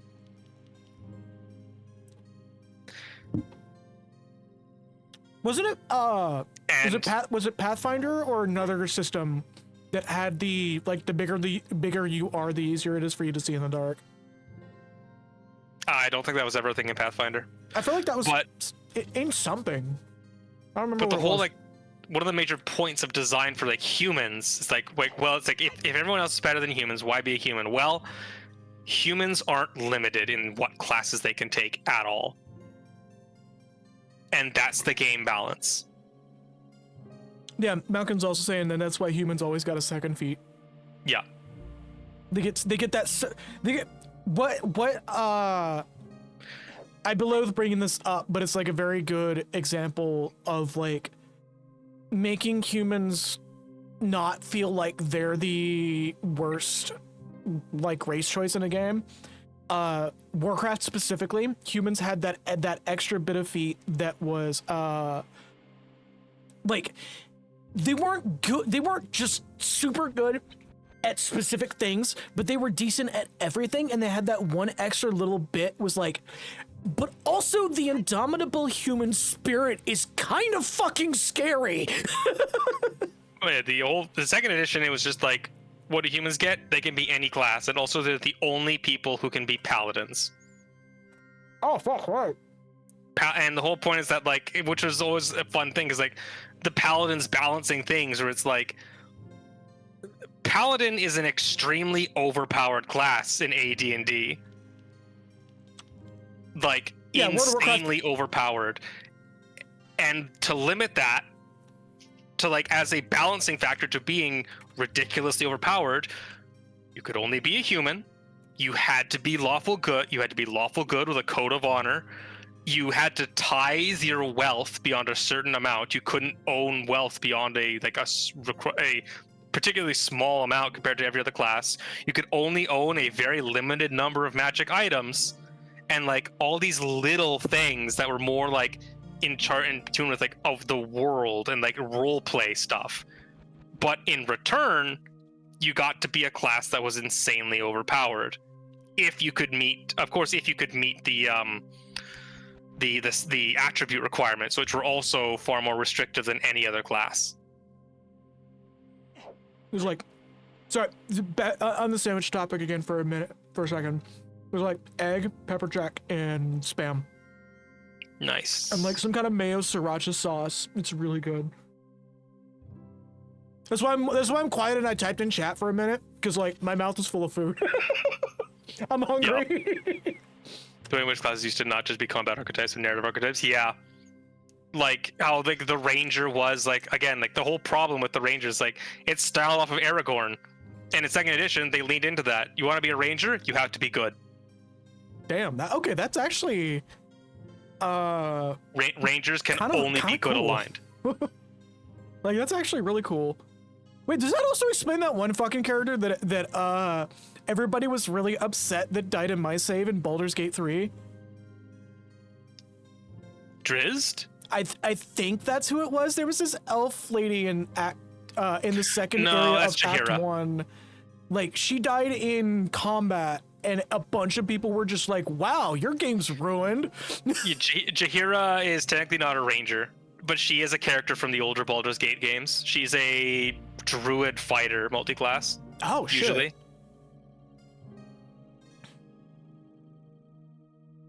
But yeah, the fucking old D&D is really fun. It has a lot of really neat ideas. Or like old things that I loved is how it's like, again, the older like style of like preparing spells. Like, hey, you're a wizard. You want to prepare spells? You gotta load them like bullets into a revolver. You gotta load each spell slot individually. You want to cast magic missile twice?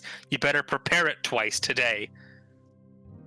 Yeah, But in exchange, back in old editions of D&D, all of your spells got more powerful passively as you leveled up as a wizard. Even spells like light had a use of blinding enemies. that explains fucking how Wrath of the Righteous runs Wizard. Yeah, Pathfinder 2e is stuck with that old style where wizards specifically, it's like you gotta prepare your individual spells if you want to use them. I don't hate that, actually. Now that It's I've good. like had experience with that sort of system, I kind of like that a lot. Fifth edition completely like jumped the shark with like all the shit they gave wizards. It's insane. Because like the whole for ages through a third edition and fourth edition, like no, not necessarily fourth edition, but like the whole point of like wizard versus like wizards and clerics, and then you had sorcerers and bards. The whole point was wizards and clerics have way more spells, but you gotta load them like bullets. You gotta be choosy. Bards and sorcerers, you have a much smaller list, but you don't have to load them. You just have those spells with you all the time, and you can cast them and you can cast them whenever. But the downside with that is there's not a lot of, at least in Pathfinder, there's not a lot of feats for sorcerers that like let you make those better. You just have to pick a good one and make that shit work. But you get access to good ones fairly early. In Wrath of the Righteous, I had like 3 different crowd controls by like my 4th level. Like I was a force to be reckoned with in combat, but like that implies that you know, this is my one point against Wrath of the Righteous, and I said this yesterday. Some of the fights are like very much stacked against you. Like you need those crowd controls, but Clerics have lots of spells. Good luck using them for anything other more than healing. Well, yeah, but that's also why in old editions of D&D, the cleric is the second best martial class after the fighter. Yeah, about to say, in like old D&D, like clerics kind of like not Clerics actually kick healers. ass. They're just like fuck you undead kind of people. And also, there's also like the interesting thing where it's like passive healing was so much slower, which gave magical healing a lot more importance. Do you know? Hey, Locke. What's up? From a week, a day of downtime in second edition D&D, doing nothing but relaxing, how much HP did you regain? I don't know. I feel like that would be like not 100%. I feel like there would be a penalty for not actively treating your wounds. Just like relaxing, doing nothing, but like it's implied like treating your wounds, basically not doing anything active. 1 day. I would assume just full HP then. 1 HP. What? What? A day of doing nothing, you regain 1 HP. Which is why you have healers. To supplement that, because your wounds don't close overnight. That's true. That is true. You have to rest. You go through a dungeon, you get like $300, and then you go and spend a month recovering and taking a break. Fucking hell. Or you spend a week just sitting around as your cleric helps tend to your wounds, casting spells every day. And then you run out of money, and then you go, well, it's time to find a new job. Looks like adventure is not for me. It was like, I find like it's one of those things where it's like, the 5th edition loop is good. It's like the short rest, long rest thing, but there's something I find so compelling about that old, like, yeah, your wounds are fucking fatal as hell, man. You gotta sit and recover. I can kind of fuck with that, though. You're in the middle of a dungeon and you ran out of spell slots. Well, good news. You can leave the dungeon and set up a camp, and then go back in tomorrow. I genuinely kind of day. fuck with that. Like, for some reason, hold up. Yeah, adventuring as entertainment versus adventuring as lifestyle. It's kind of like that hammering into, like, you're a bunch of jobless nobodies. You're vagrants. Like, I kind of dig that because it gives the idea of, like, what if the party decides to, like, form a more, like, a longer term base camp, or maybe, like, a bunch of NPCs make a business out of making base camps outside of bases, you know? Hey. Or dungeons, sorry. So in 2nd edition D&D, once you reach about level 10, every single class obtains a stronghold and begins accruing followers. Yo. Who are NPCs that you can command, or otherwise act as retainers. Okay, it is that's written cool. in the rules. You reach this level, you get a home base, and you get people who follow you and work for you, but you have to pay for them. That's cool as fuck. I actually like that. Every single class gets one. Some more than others. I think the fighter gets like the biggest stronghold and the most, and like the biggest cap for like followers. The paladin gets like the smallest, again, to balance out the fact that you are just like a fucking like tank walking around smiting everything. But yeah, it's genuinely like one of these, like, and it's these old bits of designs that are like, were left by the wayside for reasons, but it's all these things that just kind of like, it's interesting to me. It's more tactile. It feels more like you're on an adventure, and like as a decision, and less on a, you got roped into something that you're just gonna go back to your normal life when it's done. Which again, it's one of these things, like, it's not to say it's like, not to shit on 5th edition too much, because like, as much as I constantly shit on 5th edition for it being like, you know, poorly designed, has a lot of questionable design choices, I still love playing it. Yeah, I still have so much fun playing it, and it still does what it does, like, pretty well. But there's so many things, like, I go back and read these old books and I'm like, this is just interesting. Like, there's rules. There's rules for like, for example, you're a wizard, you have a spell book, right? What are you recording those spells in? Did you know that higher level spells take more paper to record than lower level spells? Oh, that's giving me some inspiration for some shit that I've been working on. If you run out of space for your spells, you gotta buy a new spell book. You have to keep track of those pages. Yeah, it's like, it's far more accessible, but it leaves behind those like bits of like those little bits of what's the word I'm looking for when something is like going against the grind. I honestly would call it little bits of flavor, because that's what it sounds like to me. It's like not tension. No, not even like flavor. It's like tension isn't the right word I'm looking for, but it's like, oh my god, am I gonna get stun locked by this bitch again?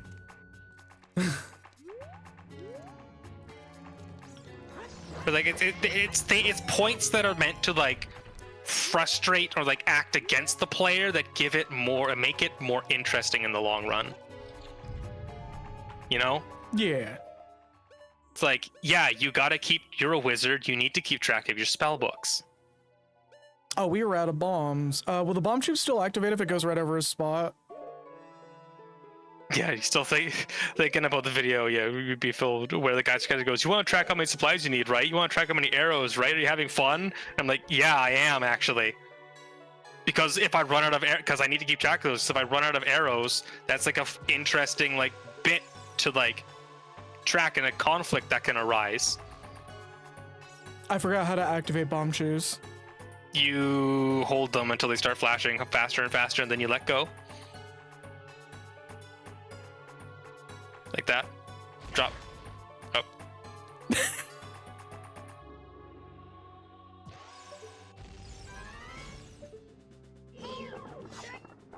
Yeah, was that the video of the guy who was like, random encounters are stupid. You shouldn't do random encounters. There's a number of tabletop content creators that have cropped up in my vision recently, and I don't know who it was, but I have a feeling I know who it is. I think it's the same dude that like told me or mentioned the like one like dice roll bag of holding creature guy that could just like abduct you. Yeah, that guy, he's cool.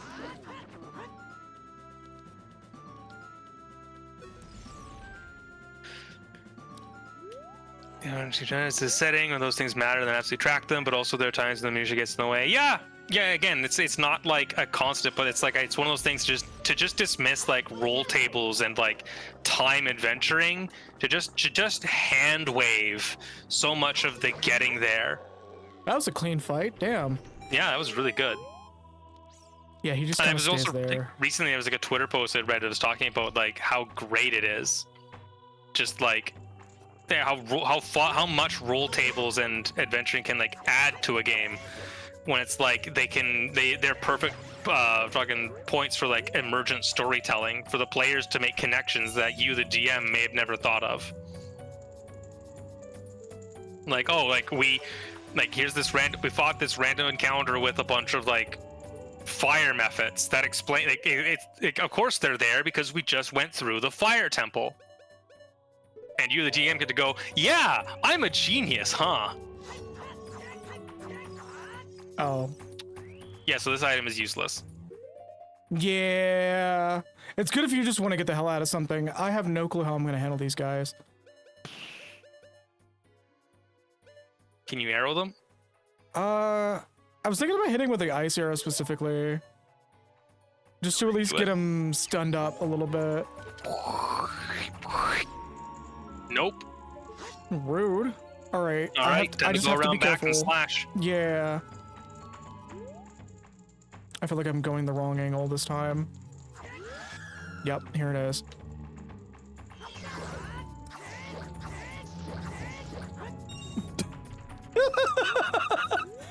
Yeah, just gonna triple spin attack, no big deal.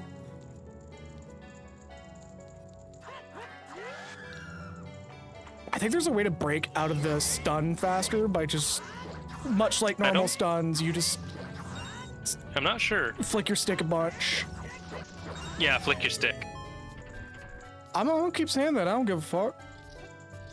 I like to try D&D session where I have to keep track of stuff for survival, but I also get tired of playing cleric over and over going, yeah.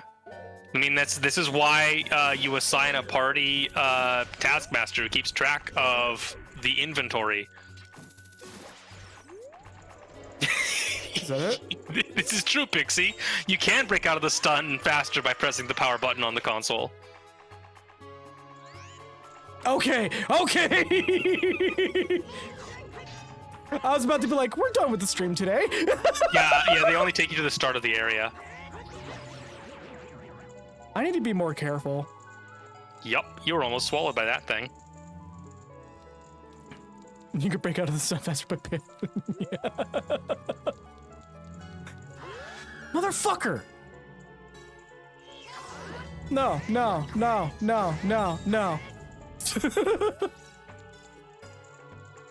as long as I don't get between both of these guys, I should survive just fine. Yeah, spreadsheets. Now you're getting into the now you're getting in the spirit. We love spreadsheets. God damn it! I'm gonna get hit with this one. Nope. Yep. Old D&D is spreadsheets the game, and it's fun. As long as it's like fun spreadsheets the game, I tend to not be too bothered by that. I gotta remember, there's a floor master that's gonna drop on me here in a bit. It's a wall master. The floor masters crawl on the floor. Oh my god, I don't care.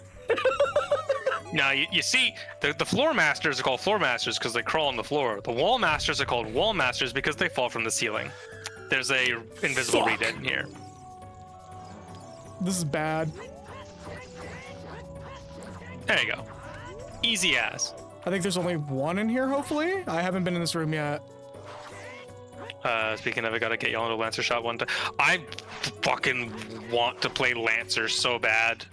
I tried running a game and it just wasn't like my style, and I was doing way too much at the time. But I would love to try playing Lancer.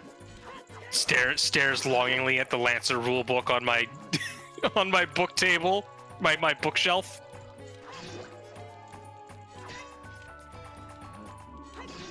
Oh my god, skeleton! Skeleton! Oh, that got me. That had me thinking that I got fucking got.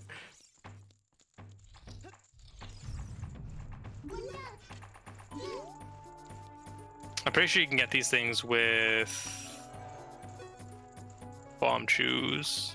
I'm like absolutely terrified that a fucking hand is gonna fall from the fucking ceiling. Bombs, not arrows. Oh yeah, you can. Can you? No. No. Lame. All right. Nuh-uh.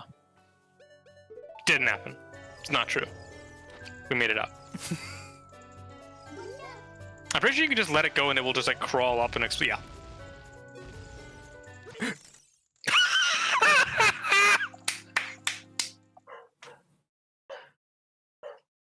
Ambushed. I'm just gonna leave. I'm out of here. Okay. Bye-bye. Thank you so much for playing my game.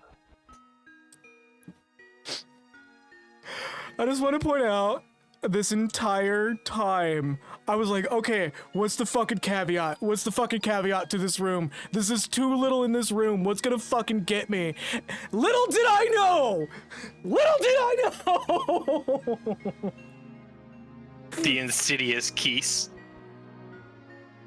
The insidious keys indeed. God fucking damn it. Ah. Was I almost done? No. There's a few more floors. There's a few more floors after that. Okay, I don't feel nearly as bad. Because after the, cause you still have at least the Spirit Temple after the Shadow Temple. Yeah, I think so.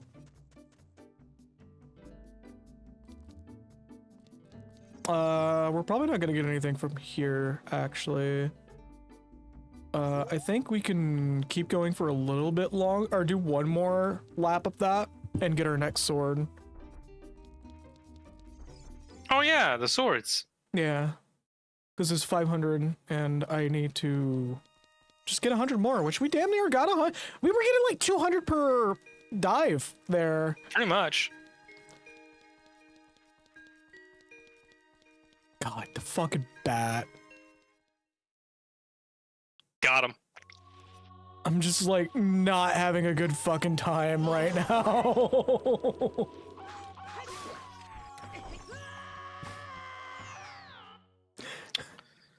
Doing good. Change places! Change places! That's pretty much what just fucking happened! I probably could have got it with a spin attack, but that's fine. Just baiting these guys because they're so fucking annoying.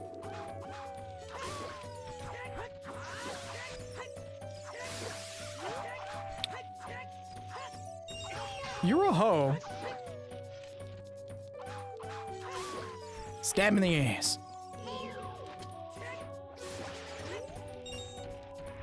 I need to use the boomerang more. It's a really good boomerang. Oh, right. There's one more. One more spider. One more little piece of shit. Oh my god. Just the bat. Like, I think the worst part about that room is I'm gonna go into that room now, going for the bat, and it's probably gonna, like, something else is gonna get me. Not spinning these arrows. I just realized we're gonna get a sword and we're not gonna have any money for anything else. Oh well. Right. Yeah, gotta slap it out of there.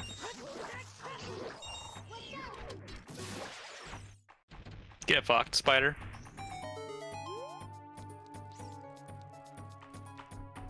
I mean, depends on how you play Lancer. I've been seeing a lot of people use Lancer as like a baseline for their own story. Mm-hmm. Which is kind of like the awesome thing about tabletop. It's like you can just not use their story. Oh, I forgot.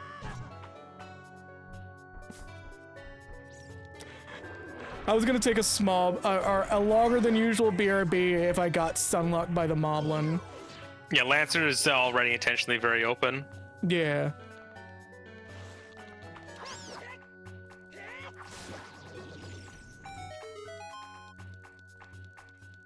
Okay, I think we're this room, and that's the exit of the.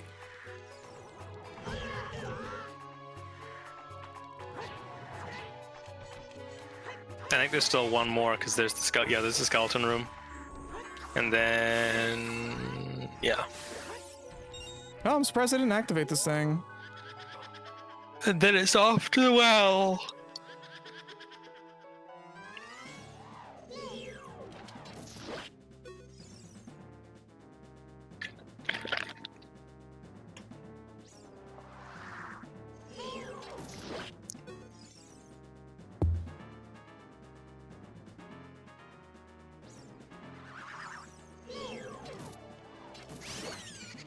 Done.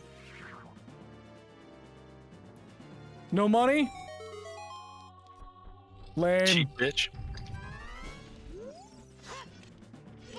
Can I get him with money?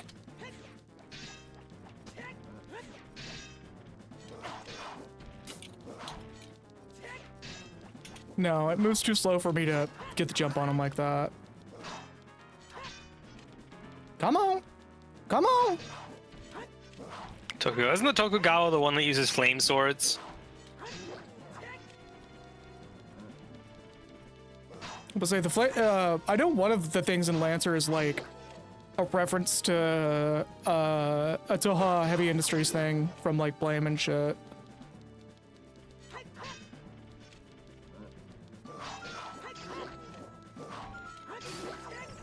Stab you in the butt. Get stabbed.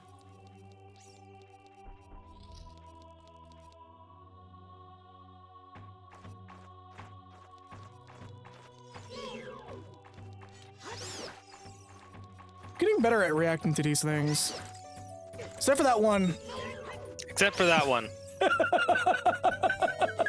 I was literally having a talk shit moment and me mentally prepared to say, except for that one to a totally different bat, only for a bat to be like, no, this one too.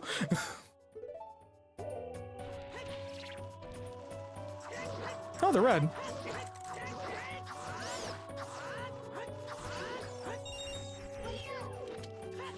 Fuck you.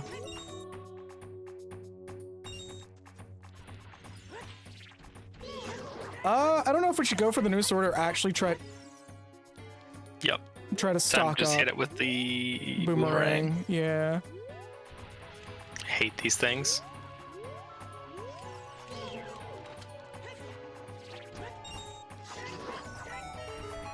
A lot of I hate money these though. things so much.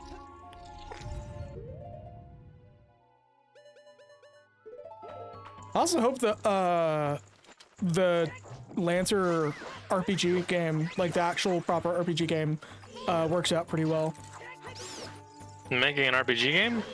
Somebody's making an RPG game for them, I believe. Like it's in the style of like Front Mission and Final Fantasy Tactics, which to anyone who Cool. doesn't know about Front Mission, that would sound like a redundancy. Or to anyone who does know Front Mission, that would sound like a redundancy. Yeah. Actually, classic Zone of the Inner sounds a lot more apt.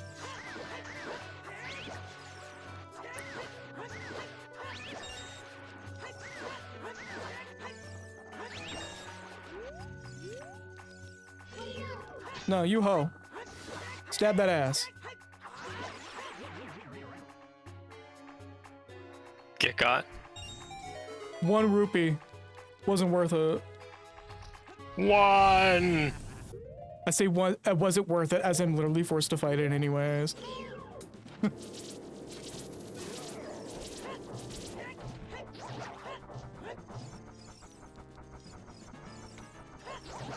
Getting better at timing that.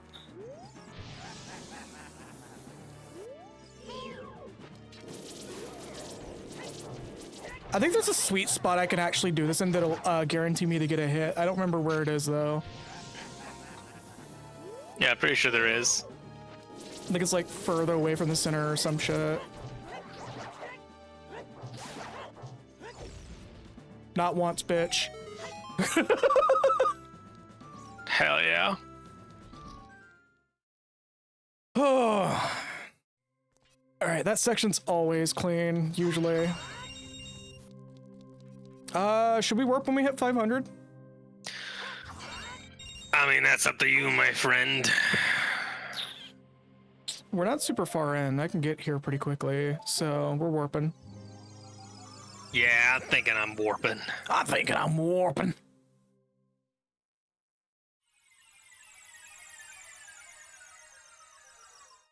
Get that sword. And then go back in and proceed to realize that I spent all my money on just that sword and couldn't get anything else. But that's fine. Oh yeah, did we ever deal with that get that blacksmith dude going? I don't know.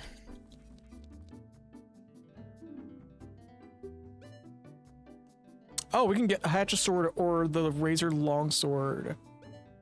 I recommend the Razor Longsword first. Like it's a single Because handed? it's a different weapon. Oh. The Hatch's longsword is a one-handed sword. The Razor Longsword is a two-handed sword that deals double damage, Oh. but you get no shield.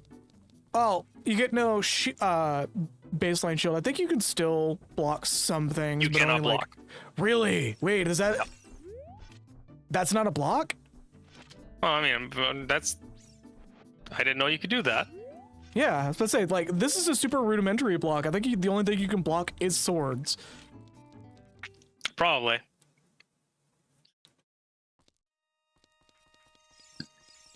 Yeah, this is more or less the Giant's Knife equivalent.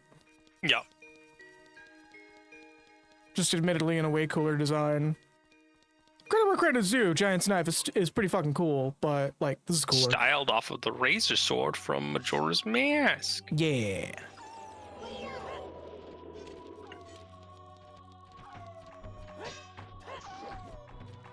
I think it's got better reach, too. Yeah, it does, because it's just bigger.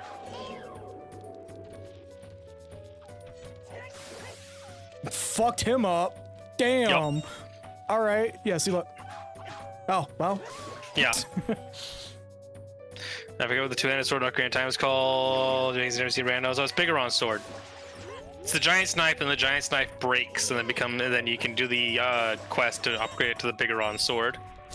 Oh, right.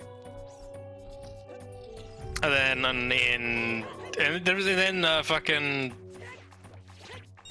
Majora's Mask has like the weird thing where like The gilded the Razor Sword was Yeah. used in all of the promotional material, but the Razor Sword is the one that like wears off after 100 slashes. So like you never, it's basically the only time you ever really get the Razor Sword is to upgrade it immediately to the gold sword. Which, mind you, the Gilded Sword's pretty fucking cool, but Yeah. like the Razor Sword's admittedly way cooler. But you never keep it, and it goes away when you travel back in time. Yeah. It's weird that they chose that one, or at least like didn't make it permanent for that, considering it's the sword of the game in all the promotional material. Oh. Wasn't the actual sound file for that like a thwomp or some shit? I don't know. You think I know shit about Zelda? Yeah. Well, you're wrong. Yeah, well, that's where you're wrong. You think I know things?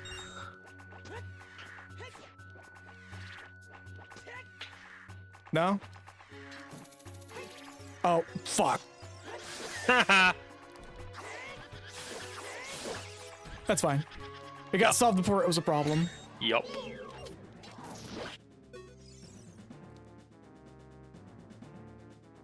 Oh, yeah, the Fierce Deities Blade's fucking cool. Yeah. Like, every like, weird blacksmith YouTube channel and their mother has, like, done at least one video of it, and half the time it's not even done in a way that actually looks good. But hey, points for at least trying. Yeah. Like there's a certain YouTube channel that I give a lot of shit to because like they only pick swords that are like really safely made and not like the ones that everyone's requesting. But I mean, to be fair, a lot of the ones that everyone's requesting are either really like look bad or would be impossible to make. Yeah, but like the one that I'm specifically gonna call out is Man at Arms, where like everything they would make would just be like, oh, it's literally just the same process as a normal sword. We didn't really put much effort into this, but we're gonna fucking possess it the fuck up. And I'm just kind of like, I mean, y'all could also just like, I'm probably not gonna use a sword from here on out. It's really good. It's good for like stuff that you don't need to block with. Yeah. Where'd that bat go? Flying There he is. around like a Bitch. bat. There he is. Get his ass. The problem with it is that it's so impractical since it has no metal in the middle of the blade. Well, no, so the way they did it was technically the correct, like, the way that would have worked. However, it's their whole problem as a whole is they only know how to make swords and not decorative swords. But they talk like they know how to make decorative swords. I hear kitty cat. Yeah, Was he's that in here Basil? with me. That's Basil. Sweet How's baby it going, Basil. Basil? I'm Come glad- here. I'm glad we finally got that cleanly on Mwah. mic. That's an love adorable you. meow. That's an adorable meow. But yeah, the problem with Man at Arms is like they have the tools and the ability to make more complex swords, but for some reason they'll do like they'll say that they're gonna do the sword, and then they'll like come so short of actually doing the sword that like you recognize it, sure, but it's like you might as well have made it out of wood at that point. Yeah. Because like if you're like metal's stronger than they honestly, it feels like they honestly believe it's going to be, so they make all the swords with a feeling of durability to it, not realizing that they can get the durability from actually forging the metal correctly. Yeah. Like you have no fucking clue when I watched them in Xenoblade Chronicles Remastered came out, like how frequently they were asked to do the Monado. And they that you can't make that shit out of metal. That shit's plastic. So they kept deleting the comments asking for the Monado. Every time the comment would show up, like within a day, the comment would be gone immediately. Like, it can be made out of metal. It's not recommended because that shit's kind of like, it's a hunk of metal. And there's too much. Yeah. Like that's a fucking like, it's like asking to make like a Power Rangers sword. Which they did. Incorrectly. To forge a Power Ranger sword. It's like, it won't look right. It'll be doable. It's just, you know. It's not right. Yeah, you could get like the shape, the silhouette. It just wouldn't look particularly good. Well, you gotta make that shit like a theater prop. Well, I think like one of my favorite removed videos of theirs is when they did Sephiroth's Muramasa, but they didn't know how to make a katana, so they just made a straight sword. Oh my god. Yeah. They were like going on about how to make katanas and shit as they proceed to show footage of them just making a straight sword. Yeah, you can't do that. It's like, dude, just fucking like hand it off to somebody. Hand the project off to somebody and like pay them to do it and make a video out of it. People can make it. Fucking giant ass katanas isn't exactly like something you know that hasn't been made before. There's entire war weapons that are like in museums that were just big ass fucking swords that were made purely with the intent of taking out the horse and the rider with it. Mind you, you're not supposed to swing that shit. It's basically a glorified spear. Yeah. And same as the legendary Zweihander. That ain't a sword, it's a spear with edges. It's either that or if it's made in a certain way, it's just a giant fucking club because it's never sharpened. Not true. Oh, really? Most swords, especially big swords, were like the myth that swords were like dull and they just had the weight to chop through things is extremely untrue. Many swords were very, very sharp to such a degree that uncovering swords, like archaeologists, and other people, like historians, like uncovering swords, had to be really careful because many of them still hold a razor's edge. Holy shit, that's cool as fuck. A well-maintained sword will keep a razor's edge for like literally hundreds of years. Like people like looking at stuff, like you need to be careful because like if you uncover a sword, it will cut you. Chances are. Damn. Fair enough. Also, fun fact on that Dragon Slayer one, that's another one of their deleted videos that they had to redo. Because they literally just made a sword. They didn't actually make the Dragon Slayer, they just made a sword and everybody called them out on it. Just because the Dragon Slayer is just, say it with me now. A giant hunk of metal. Hunk of metal. meant to bludgeon someone to death and not actually kill someone. I didn't actually sit down and read Berserk. I've like started it and what am I doing? Never actually got down to reading it. Indeed, it was a giant hunk of iron. That's the sword that doesn't keep an edge because you can just swing it and kill, but also that's ridiculously huge and fantastical.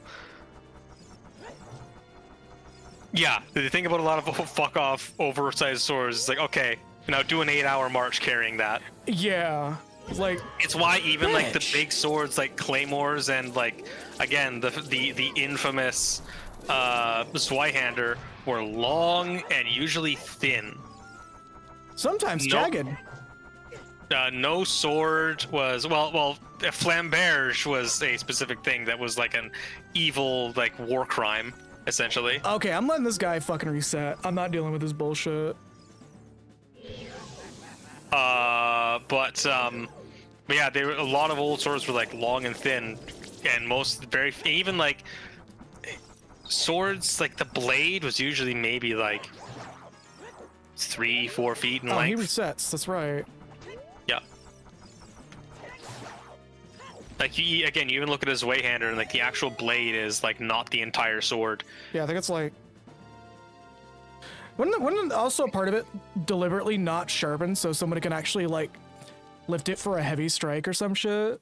Yeah, you can grab it, and also for as with all swords, you rarely like fully swing them. You as much as like when you're two-handing a sword, you have a loose grip up towards like the middle of the crossguard or wherever, like, and then you hold one hand more towards the pommel so you can lever it with like a chopping motion. Yeah.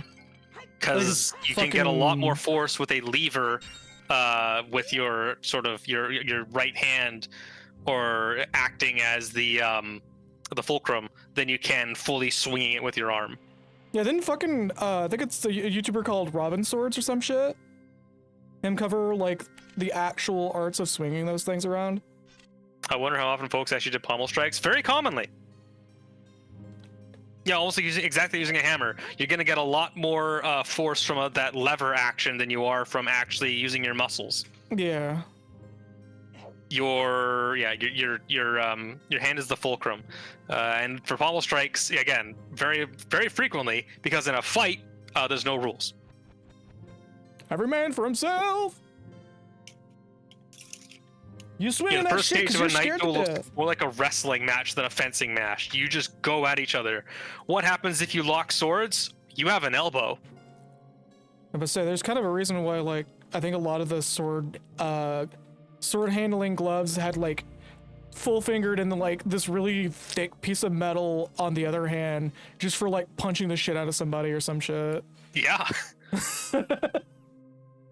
And also, hey, guess what? That sword has a point. You can grab it halfway up the blade and stab with it.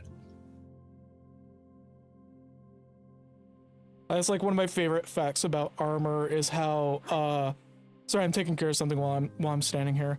Yeah, no worries. Is how like if you see an armor set with like fingered gloves or fingerless gloves, and then the other glove just has this big borderline shielded hand piece, that was not for protecting the hand. That was for punching the shit out of somebody. Yep.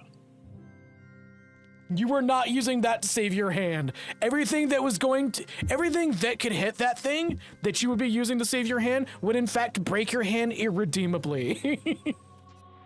Yeah, and also there's the fact that for the supreme majority of combat history, line of dudes with spears is really, really preferable. Oh yeah. Leza knows my constant, like, the spear is the best weapon ever made, because it's a cheat. Oh my god, this is like not the best weapon for these bats. Spears are OP as fuck, incredibly. They're the best weapon. It's a big stick with a point at the end. They're very easy to make. Everyone knows how to use a pointed stick. Oh my god, I had like 2 really good rounds and then it's been like downhill from here. You have to train people a lot less with a pointed stick than you do with a sword. Where does Bat Bitch go?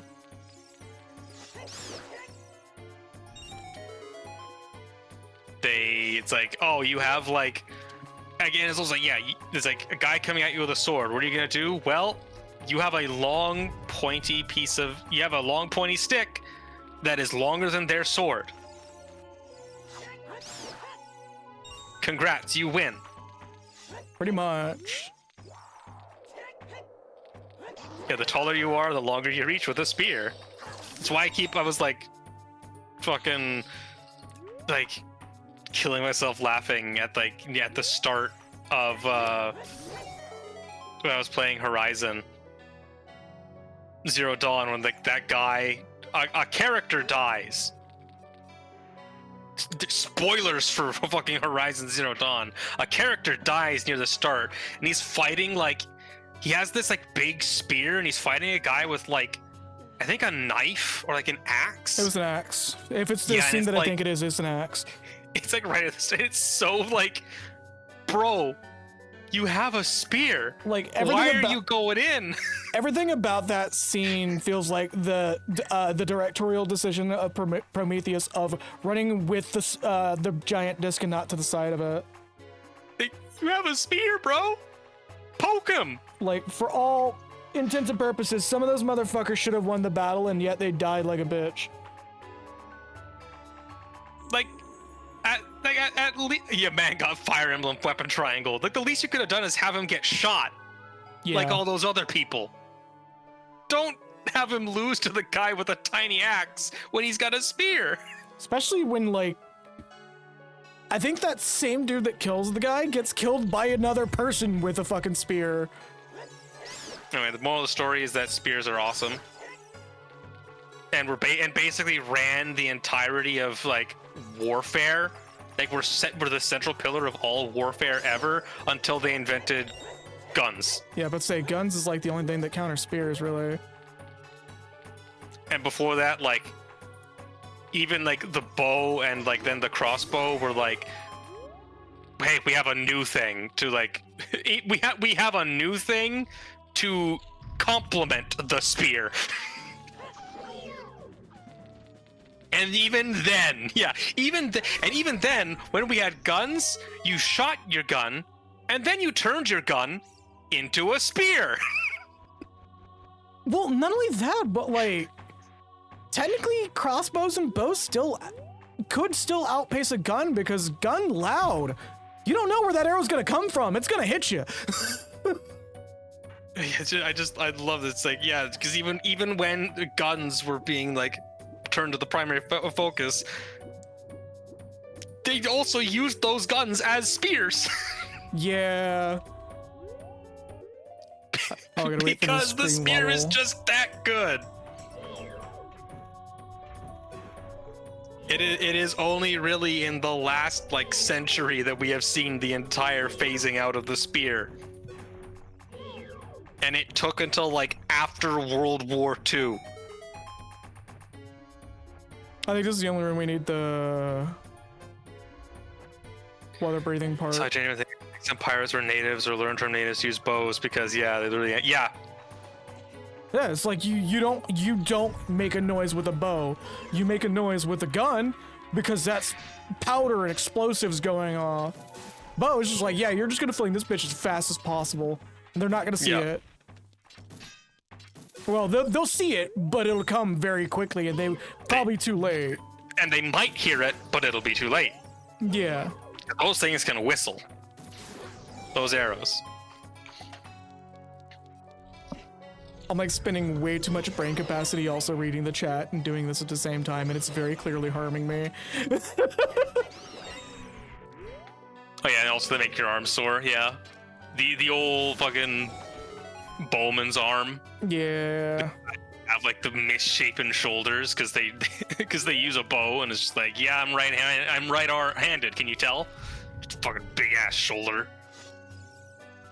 Yeah, crossbows are cool. Again, I can make these things up, right? I just go straight through a little fin. You gotta walk over them. Oh, alright, well, I'll just do it the easy way. And again, crossbows like eventually kind of replace bows specifically because they take less training. A bow needs a lot more know-how to use than a crossbow, which is load bolt, crank, point, pull trigger. Not as cool as pole arms, true. There's also the earliest tech of magazine fed with some models of crossbows, and they never worked. Yeah, I was expecting that to happen. I only had like 3 hearts. Yeah. Alright, I'm gonna do a small break for a minute here. All right, Because, like, I should probably refill my water too. Well, I'm still gonna be here. We're just gonna sit at the screen for a minute because I'm having a bit of a like half tilt moment with this game. Yeah. I will, however, be right back because I'm gonna refill my water. Yeah. Yeah, keep it flexible, keep it dependable, keep it cheap. Yeah, no, genuinely crossbows in a nutshell. To be fair, gravity feeding is still kind of finicky. Yeah, and I don't know if it might have been like a fantasy thing, but like I've seen at least concepts of crossbows that have magazine feed, but it's like spring fed. And even then, it's not super reliable because it requires a bunch of extra machining and shit.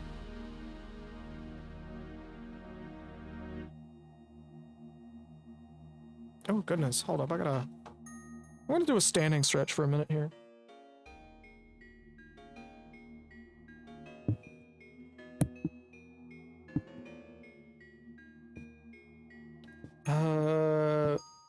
Random aside, but I had a fucking startling realization the other day that I don't think Fire Emblem has ever featured a single crossbow. No, I think there was plans for it at one point, and I think the developers just kind of said fuck it, because it's easier to just do weapon triangle than anything, which is understandable, honestly, because balancing for a fourth weapon would be a nightmare.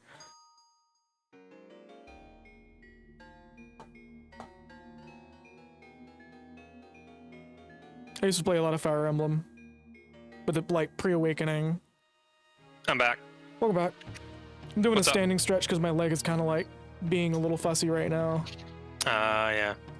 I think I might have set my thigh on my foot too much, and now like circulation's a little rough. Yeah. The closest thing Effie has had to differentiating bows is bringing in longbows. Good old weapon triangle. I don't hate the idea of a weapon triangle. It's a good way to balance things. Mhm. It's just when that triangle turns into weapon triangle, but also a little line down below that, you know, doesn't really affect either way.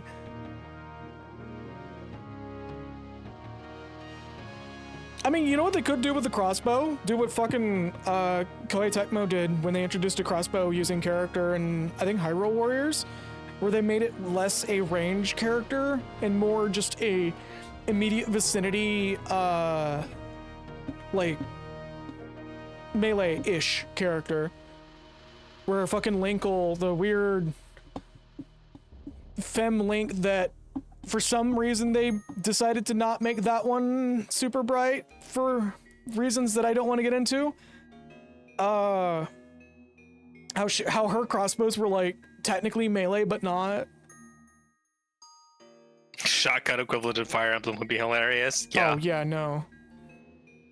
Wait, isn't that fucking Or you could always do the weird backwards thing that fucking Dungeon Siege did. what do they do? Bows are slower but more powerful. Crossbows are faster but weaker.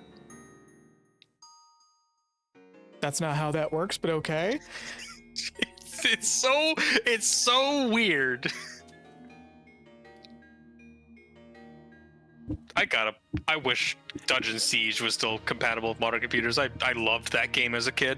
Have you not got it off of GOG? I think there's a build on GOG that you can play. Is there? Because I know there's a bunch of shit where it's just like it is compatible. It's just one of those old games that runs like shit Yeah. because modern computers don't have the software to run it anymore. You know, like the shadows get fucked up. I love that game because it is a viable and even optimal strategy to simply like get all of the companions. Like you can have like up to 9 companions, just make them all melee warriors.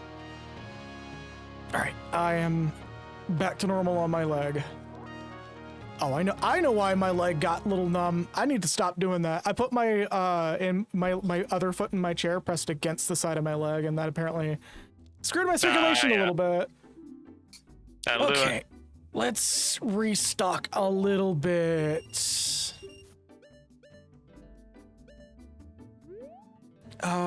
So we're back up on nuts. We need to get back up on bombs and I think arrows as well. I think we're running a little low on arrows.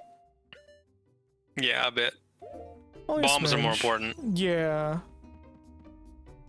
I think we're maxed of 30 right now. Why is this here? Nice. Wait, why is the bomb? That's where you first get the bomb bag. Okay. Wait, 100 pieces of bombs? 100 bombs. Can I even carry that? Not right now.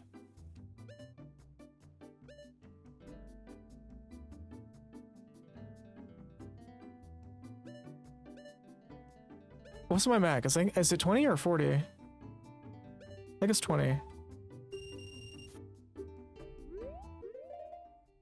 It's not. Alright, well, 20's fine. And let's stock up on arrows and check in on our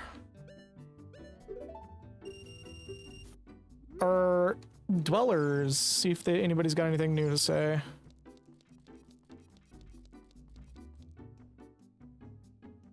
Is there anything I need to do at this point? I don't think so. It's just like do your best to complete the current segment. Pretty much. There's the there's the arena. I don't think you've beaten all the way through. You could try the bosses again, see how far you get. Otherwise, it's just keep going. Damn. All right. I think what's happening is like I'm feeling the monotony right now. Yeah. You know, I'm like hunting for something to mix it up a little bit. You just gotta get good. Yeah. Yeah, the only other thing right now is the time trial on the child trial. This guy's still a phantom. I think he's gonna remain a phantom for the whole time. I think so too. This is more than likely a joke on the Kinstone thing. That, for all we know, could be added in a recent update that came out. We haven't got the potions person yet. The potion Probably because seller. we don't have a bottle. Oh, I shit. can't get the bottle to upgrade to access them. And you get the bottle by doing the time trial. Oh. Yeah. Which one's the time trial in that room? It's the Il Piantissimo. Oh. Gotcha. Down the hole. Down the hole. Down the hole.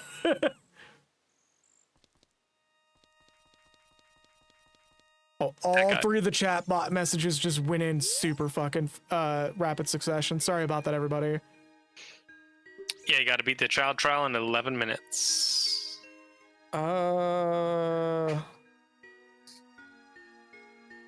my god, I just realized, yeah, he is literally just Piantissimo. It's Il Piantissimo. He even got the little fucking thing on his shirt. Yep. That's funny. Fuck it. Let's give it a shot.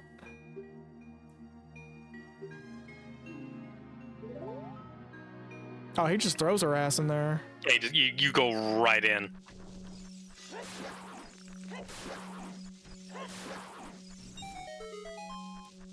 Strong start.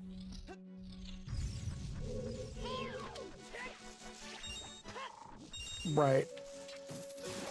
Yep. It's the small ones that are boomerang weak.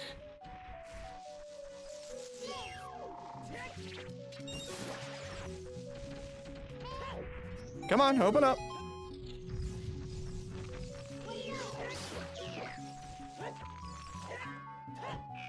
You got him. Didn't look like it. Any more? Yep. Wasting time looking for the door!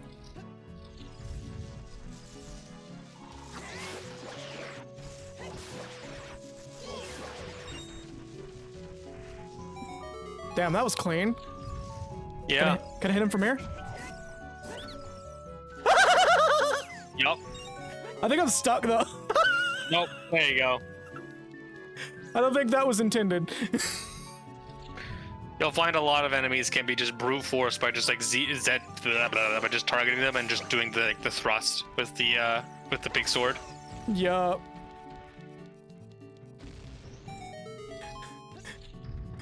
Link just out here like clipping. Fuck you.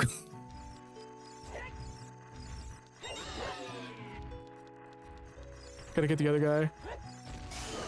That's fine. Alright, next door. And kaboom.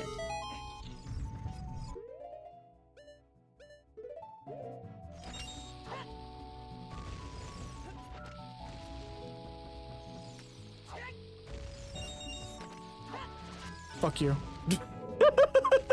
I think that's it. Oh no, we got the Armos. The Armos.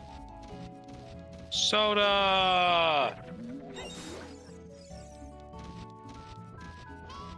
And there we go. We're just cruising. Yep. There are 2 bats. They're all 2 bats. 2 bats. Remaining or in this room? There's 1 more flying around somewhere. There he is, the bastard. Just cruising. Yeah, you're doing pretty good. Yeah, this guy just fucking rush him. Somebody burning something in your home? Yeah, I'll be right there. I'll be right back. Yep. Cruising, cruising, cruising, cruising, cruising, cruising.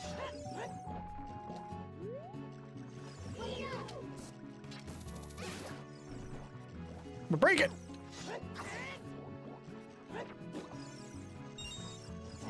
Break it.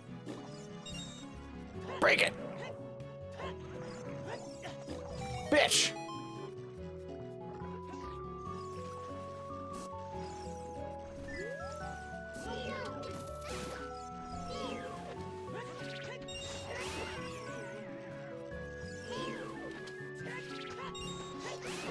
There's like 1 more guy I gotta smack.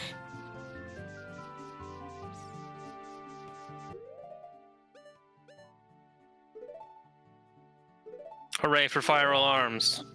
Your fire alarm works. Yes, it does. Ah! Oh my god, we're losing time already. I'm just gonna start using this to move faster.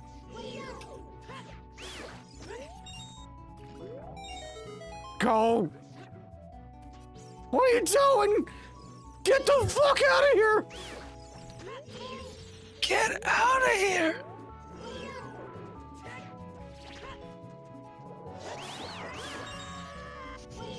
Cheap move.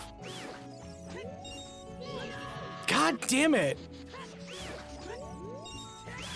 There we go. Well, this fucking money we're getting too, damn. As the You ready for the big things. octo? Oh, right. No, I'm not ready for this bitch. Tee. You gotta hit these guys with the boomerang. Yeah.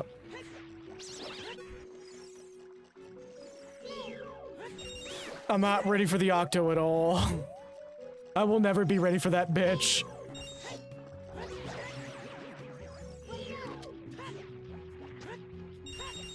Die already!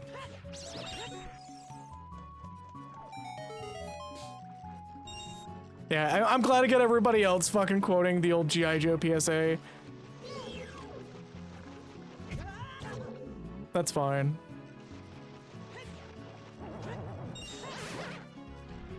Did it actually kill him in 1 hit?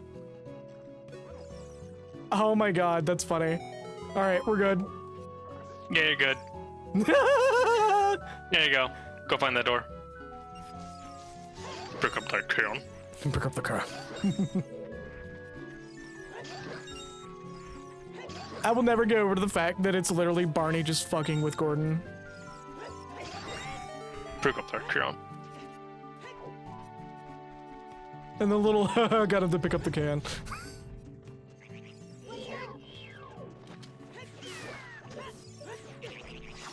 How about that, bitch? Damn, son! Crow's getting my ass. See that shit? Yup.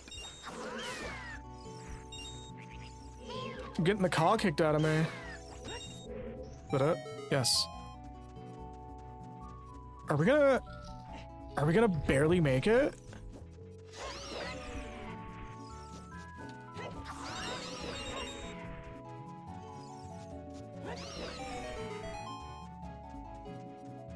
I'm like quiet because I'm dead focused right now. Yeah. You should be good.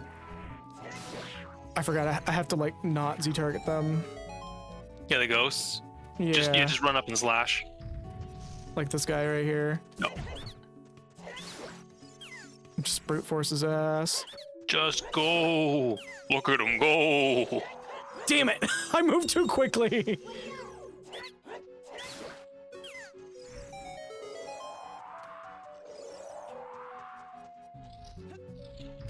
I think we got one more room. Yeah, should be.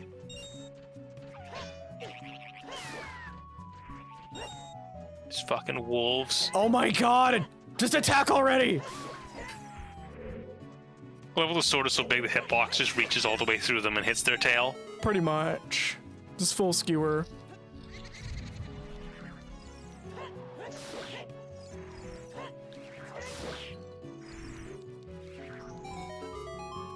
We're just cruising through this shit. Yep. You just 1-2.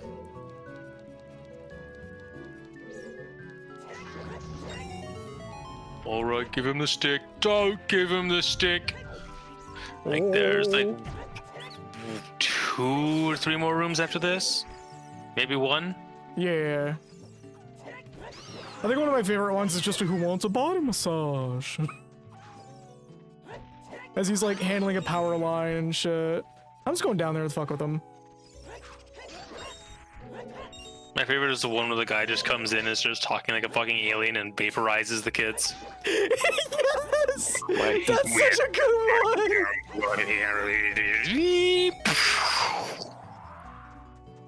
It's like, it's so stupid, but I love it. Hey, this is that thing that killed me last time. Yeah, don't die to it. I might, cause the sword too big! My dick don't work. My dick don't work. My dick don't work. Hey, Bo. No way, you did it. You've broken the record. See you at the stronghold if you want to do it again. Take this as a reward. Yeah! There you go, empty bottle. And he's gone. Just like that. Oh, I forgot that it does that.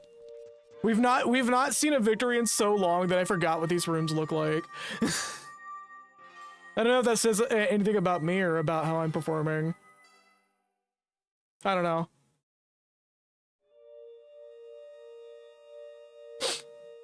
Alright, wheels are no longer spinning. Extra, extra, sweet old syrup is back at Potpourri Potions. She was out at her mushroom farm preparing it for harvest. Shop is at the balcony. Give it a visit. I'm sure potions will assist you greatly in your efforts. Hey kids, I'm a computer. Stop all the downloading. Stop all the downloading. I don't know anything about my computers. My mom put some games on it. Help, computer. Just the start of that being, oh shit, hell no, what up, dog? The part I always remember that I always use by is just help, computer. Yeah, just help, computer. Oh my god. We're seeing,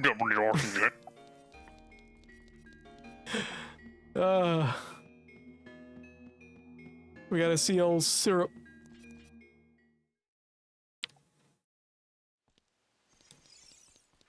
See old syrup.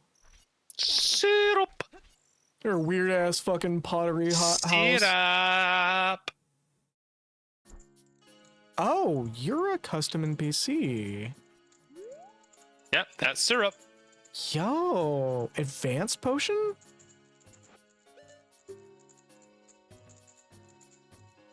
Wait. Not what you're thinking, I don't think. This is a mini game. Explain to me what I need to do. Yes, very well. I can improve your blue or red potions so that they give twice as much health. However, I need mushrooms to improve your potions. Also, if you don't have any potions, I can't do anything for you. Where to find mushrooms? You can find them in my forest. You can go there, but you'll have to pay 10 rupees. 60 seconds to collect the mushrooms. Be careful, these mushrooms may disappear after a certain time. Well, I guess everything's clear. Don't hesitate to let me know if you don't, or if you need my services, or if you want to collect some mushrooms. Goodness gracious, I'm having burps. Okay, any reason we should pick one over the other? Well, first of all, you don't have any mushrooms, and you don't have any potions. So I have to buy. Oh. She improves your potions for mushrooms, How do I get potions then? and you go to her forest mini game to get mushrooms for improving potions that you buy elsewhere. So we can. She's a ghost.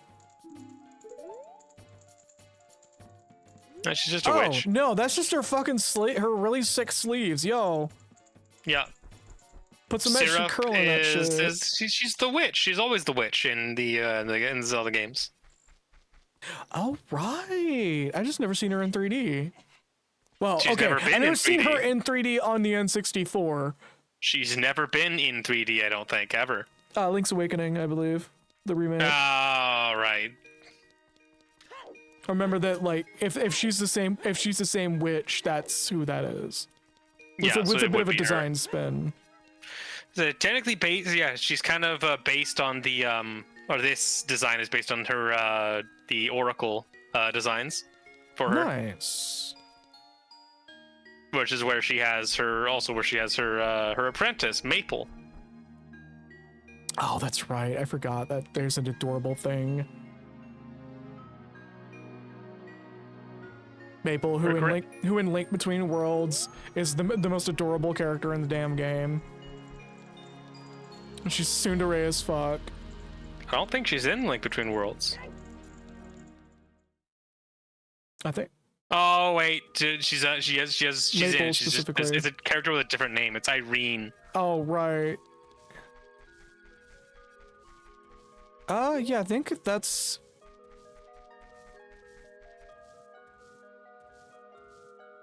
There's a film grain in some areas. I just noticed that. Oh, that's the film grain from the light. Yeah. Okay. I was like, why is there a film grain in some areas? Probably. 100%. They were probably just like, we don't even want to bother.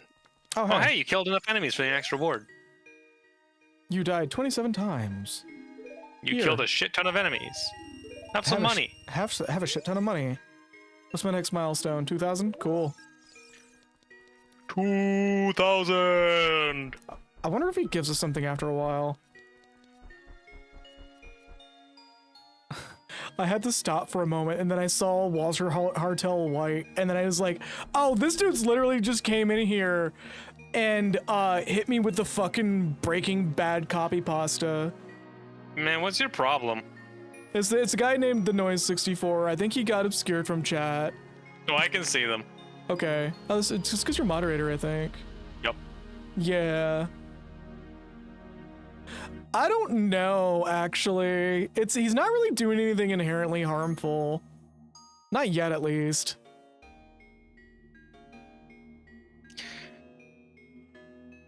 I will let him sit.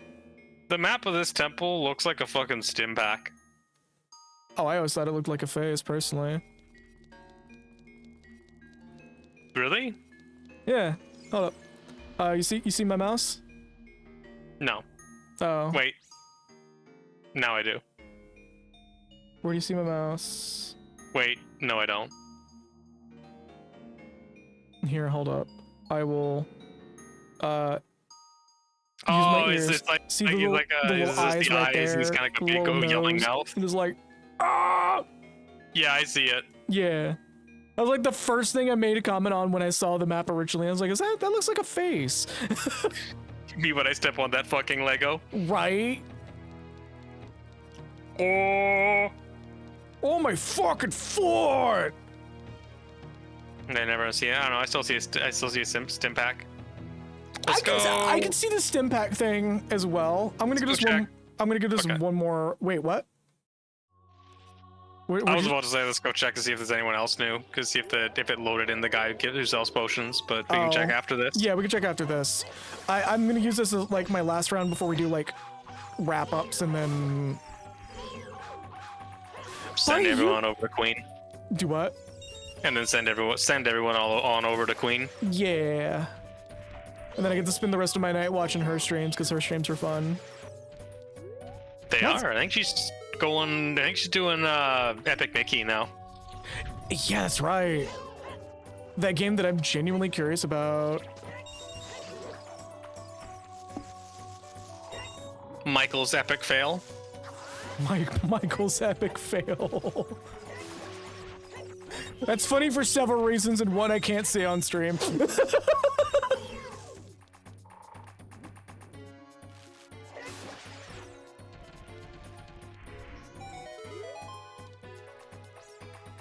Yeah, no, Epic Mickey came and went so quickly that it's actually kind of comedic.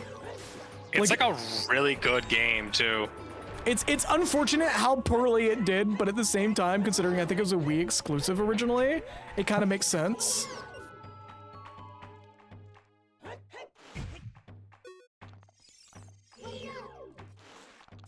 I think it was only ever on the Wii. No, I think it came out on another platform after a while. I don't remember which platform specifically though. It also got a sequel, and the sequel was like very flaccid. No, that shit. That shit was Wii exclusive. The re-rushed edition that they just released has been multi-platform. The original game was Wii only. Wow. So that's just probably why it didn't do super great. Because it came out during a time when multi-platform was being pushed for a lot more. Yeah, and then Disney just kind of left it behind because they were like, we don't want this, despite it being really cool and awesome. Disney's bastard stepchild, feels like. Yeah. Just like how they don't like to admit that Goofy had a wife twice. Yeah. Especially because like, no, we can't use we can't use characters made by the TVA. We can only use by Disney TVA. We need to use fucking only characters that are in the theatrical movies and old stuff. Oh yeah, speaking of, I should address this on stream when Pivel brought up Goofy's first movie girlfriend. I was like, oh my fucking god, I finally figured out what actually inspired Naya. Wait, no, not the first movie, an extremely goofy movie. Oh, the it's second extremely one. goofy movie, right? Regardless, yeah, it was the Miss Marple, the librarian. Yeah, like it ended up being the accidental patient zero of Naya. Like you have no clue how much the stuff that I link for the original reference ended up being incidentally inspirations that led to what the fuck was that? Did you see that? No, I don't see anything. I died. Oh. Alright. Hold up. That moves forward. Yeah, that's the one I talked about, how if you just spam that shit, you can basically beat any enemy. Yeah, because it just goes fucking forward. Jesus Christ. Particularly the Stalfos. If you just spam that shit, they can't counter you. Yeah, because the moment they drop their guard to counter you, they're just like, oh shit! Bitch! Double bitch! Where's the other one? Fuck you. Give me that money. But yeah, it just... Seeing the image of her and me going, oh my god, I found the inspiration for Naya. It was really good. Because, like... That... Okay, we didn't lose anything. No, you got nothing you can lose. Nothing equipped that I can lose. Yeah.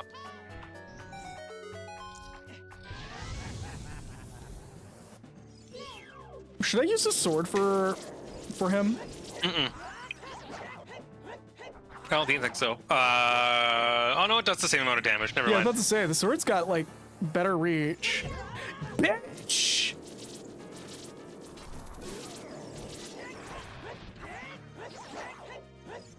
Oh, the flames do something different.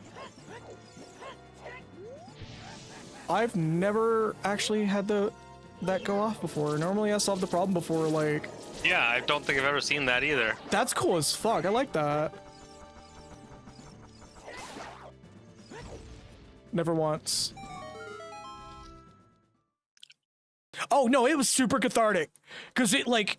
It's one of those things where you realize that this one character set in motion an entire lifetime of visual preference in people. Like, it's one of those things where it's the same thing with me having my like furry awakening. It wasn't like some show. It was someone else's OC, and like funnily enough, me not realizing that my incident 0 of attractive librarian girls happened to be Miss Maripol.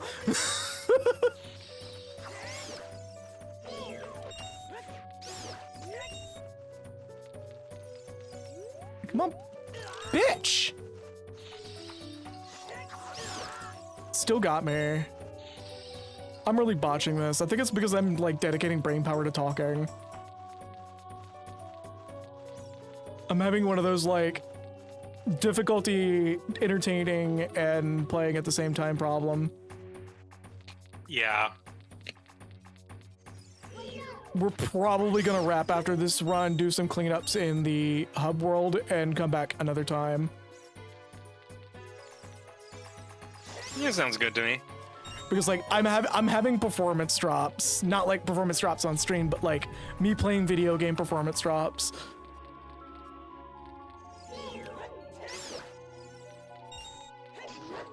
You know, you can take drugs for that. I gotta take gamer subs. No. Drink your red 40. My red 40. Gotta drink my red 40 mixed with Surge. I found out that shit came back recently, actually. For those who know what Surge is. Yeah. It's literally just like a energy drink soda. It's actually pretty good.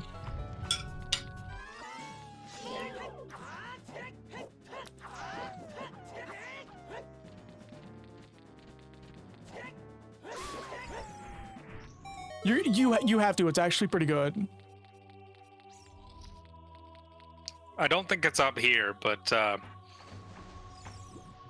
the Surge citrus flavored soda. Like, it's got like a shit ton of caffeine in it now. Okay. So if you're sensitive to caffeine, I would recommend against it. To compete with Pepsi's Mountain Dew, Surge is advertised as having a more hardcore edge. Yeah, I forgot about that. The advertisements were like Sega commercials. In an attempt to lure customers away from Pepsi's Mountain Dew. It was originally launched in Norway as Urge, and was so popular that it was released in the United States as Surge. Also, that's a, like, European drink. That's cool. I didn't know that. Popular fan bases such as Facebook's Surge movement led Coca-Cola to re-release a soft drink in 2014 for the U.S. market via Amazon Prime. Following a test market for the beverage in southeastern United States, Surge was re-released in 2015, primarily in convenience stores in East U.S. and some mountain states. Surge was re-released internationally in 2018 in Burger King restaurants in Coca-Cola Freestyle machines. You can get them in bottles, depending on where you go, though. It's like, in the Norway drink was like yellow. Oh, it's super fucking yellow. Damn. Like, it's got that one, it uses that one dye that, like, all the people back in the day were worried about, like, dropping the performance of their dick for some reason, even though that was never actually proven. Goddamn. It's like one of my favorite facts about dyes is like certain ones don't actually do anything to you. I think the only one that does is like Red 40 or some shit. And yeah, Red 40 sucks and can give you like migraines. That's because it's like, I think it's made from the same you bitch! Same basis as like caffeine or some shit. Yeah. And then you have like England that like bans all like major colors. Non-naturally occurring dyes. Yeah. I kind of don't blame them, but at the same time, there's like a lot of drinks that they just fucking banished into oblivion. I know that there was like a whole case because I think they're banned in Canada too. Because I know because Smarties used to be really colorful, and now all the colors are like drab and look like shit. There was a whole thing where there was like a baker in England who got busted. So there's like a whole thing in like a particular like city. One of the cities in like in England has like this thing where like you make like a birthday cake that's just like slathered in like bright colorful sprinkles. It's like a birthday cake or something. And he was caught importing the bright sprinkles from the United States because in England you can only get ones that are just like really like ugly. Like there's no, they're all like dull and like gray and ugly. And he's just like, and like they fucking like find him because he's like it's like not approved for use in England. He's just like, well, okay, then I'm just gonna like not offer this product that everyone in the city like loves and is like a tradition, and we're gonna see who wins. I hope that guy won. Because everybody's gonna be fucking mad. And I never heard about it again, but I'm pretty sure it was just like it was a case of like a bunch of people were like, yeah, like we can't make this thing anymore with these shitty new sprinkles. Yeah, there's like several things or a lot of things that just get completely decimated by it. I think that's close enough. Yeah. Got him. Something sneezes on me, we're gonna die. Yeah.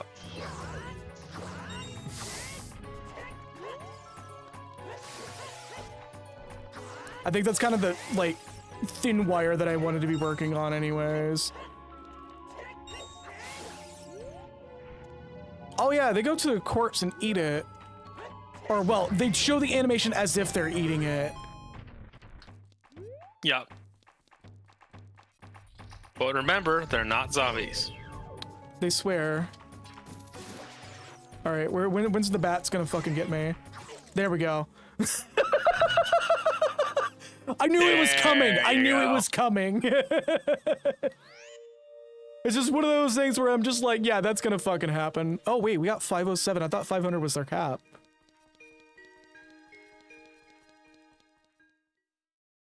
I'm not crazy, right? Hmm? Our money. I thought 500 was our max. No, it should be higher. Ah. Cool. It's probably like 600 or 700 or something. Okay, so Hatch's sword. Oh wait, is the I can go ahead and buy that. Yeah, let's say, because I think this is the next thing we can buy. Potion sellers here, but probably not yet. Oh yeah, let's see if the potion seller is here first, and then we'll see if we can get potion seller. Going into combat, and they need your strongest potions. I will never get over the fact that that dude directed a movie, and it's like actually a really decent movie. People exist. The potion shop is behind you. Oh, is it? Yeah. Shit. If he's there at all, it's up to the right. It's the upper level, and it's like the door to the right. To the north. Nope, he's not here yet. Fuck. What the hell? That's stupid. He should be here. I wonder if I gotta talk to the front dude and then... Shouldn't be.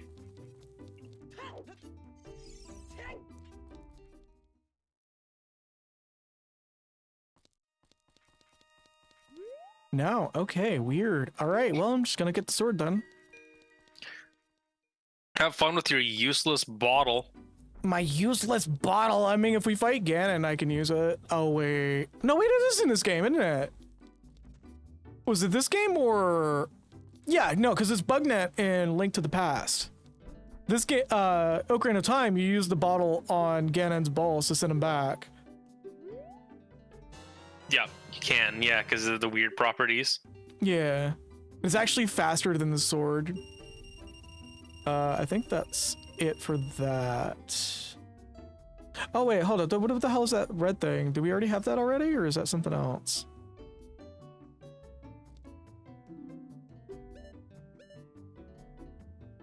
Oh no, yeah, we already have something better than that. I can't believe you performed castration on him. Just neutered his ass. Ganon's balls. Cupped them in a bottle. Swing them bitches around like clackers. Whoa! I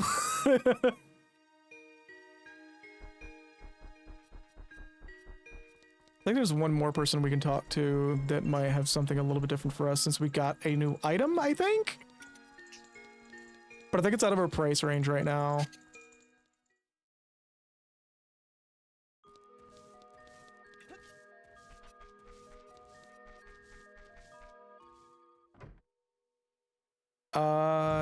Yes, there is something. 2 swords?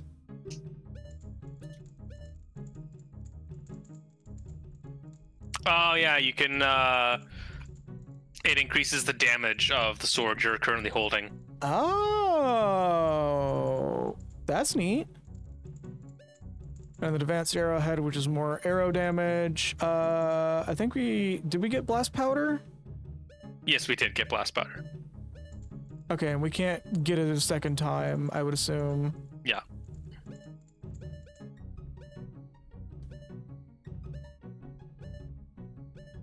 Cool. Okay. So what is this new sword like? This is just stronger master sword or some shit? No, it does the same damage as the master sword, but it has a different charge attack.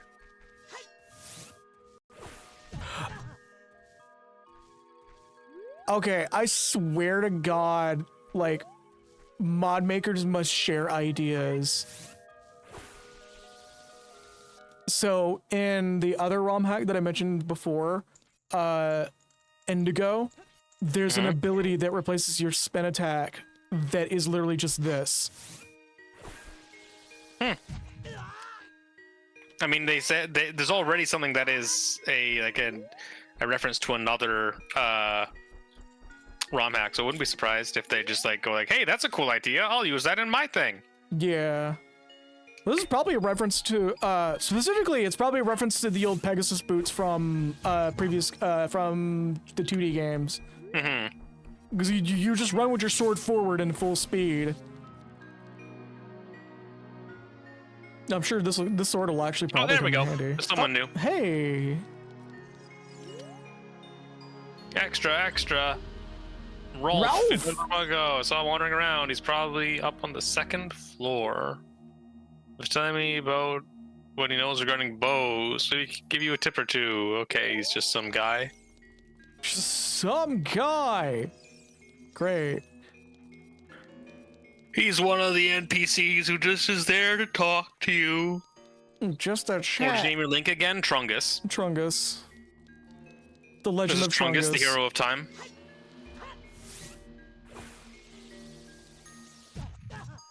I like that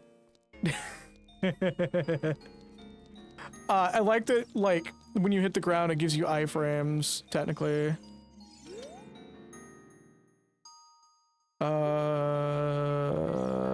Carried all gear, best of friends. Okay, cool. So he's just useless. Unless that's not him. Yeah, I think that's him. Hold up. Why don't we just do this? Yeah, that's him. Yeah, he's just here to occupy space for now. Oh.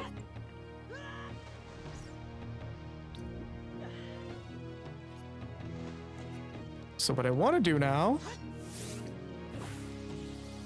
Oh yeah, don't we have... Do we have what is needed for the map? The what? We have a map that hasn't been used yet. Yeah, that's that comes later. I don't Probably think we have. Yeah, it's still part of the trading quest. Gotcha. And I don't think we have the NPC in the stronghold to give that to yet. Which is again odd to me. Yeah, because all yours came fairly quickly, didn't they? I encountered him pretty way before you did. In fact, I encountered him before a lot of the NPCs you have. I know. Holy shit. Go fast. I go fast. I'm gonna go fast through Lost Woods. Nah, it wouldn't work. Maybe if I go faster. Nah, doesn't work. Alright.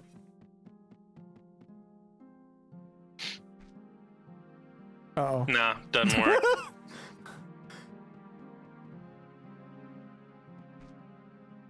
Nah, doesn't work. Are we actually stuck in the Lost Woods right now? Okay. There you go. Yay. Oh, that costs a lot of MP though. Yep. Oh, but there's still a bit of dash without the MP. Yeah, there is.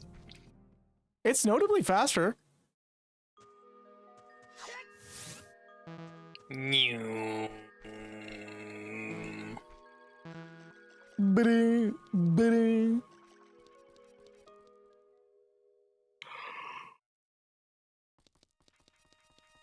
There's still no one new. That's fucking weird. Yeah, that is super weird. It's But strange to me. yeah, but that's fine. We can wrap here. 'Cause my brain is like actually hit capacity. Yeah. So with that, exit. I'm gonna save state while that goes on. Exit that, and we're gonna wrap it here. I know I said I was gonna do 4 hours probably today, but no. My brain is not having my shit right now. Yeah. So I will catch y'all around. Let's do some quick shout outs.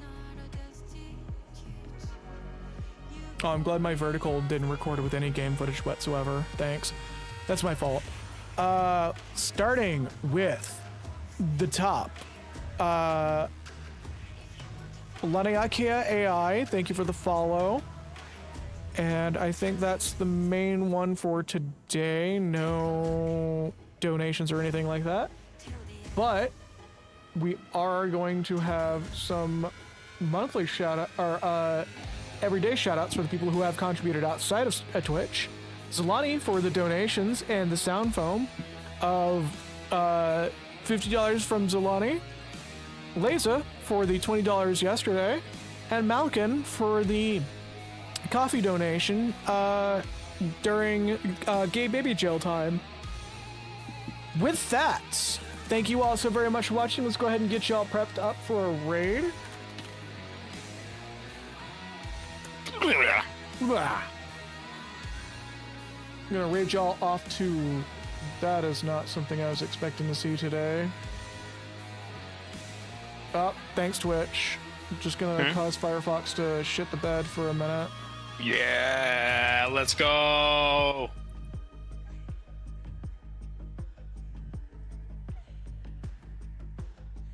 All right, give me a moment here.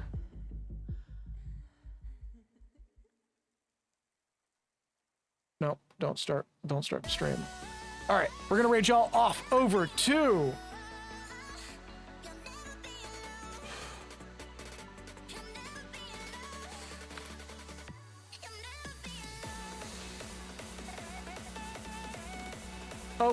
Pixel.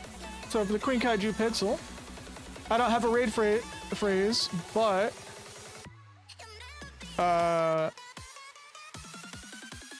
did it not let me raid you over? Hold up. Oh, there we go. Raiding y'all over right now. Flick your stick. Yeah, fuck it. Flick your stick. I gotta make Firefox stop shitting the bed for a minute. And off we go. See y'all next week, everybody.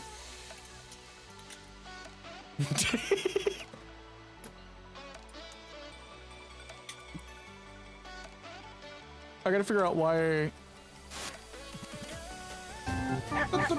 Flick your stick? Do it on stream! Gosh!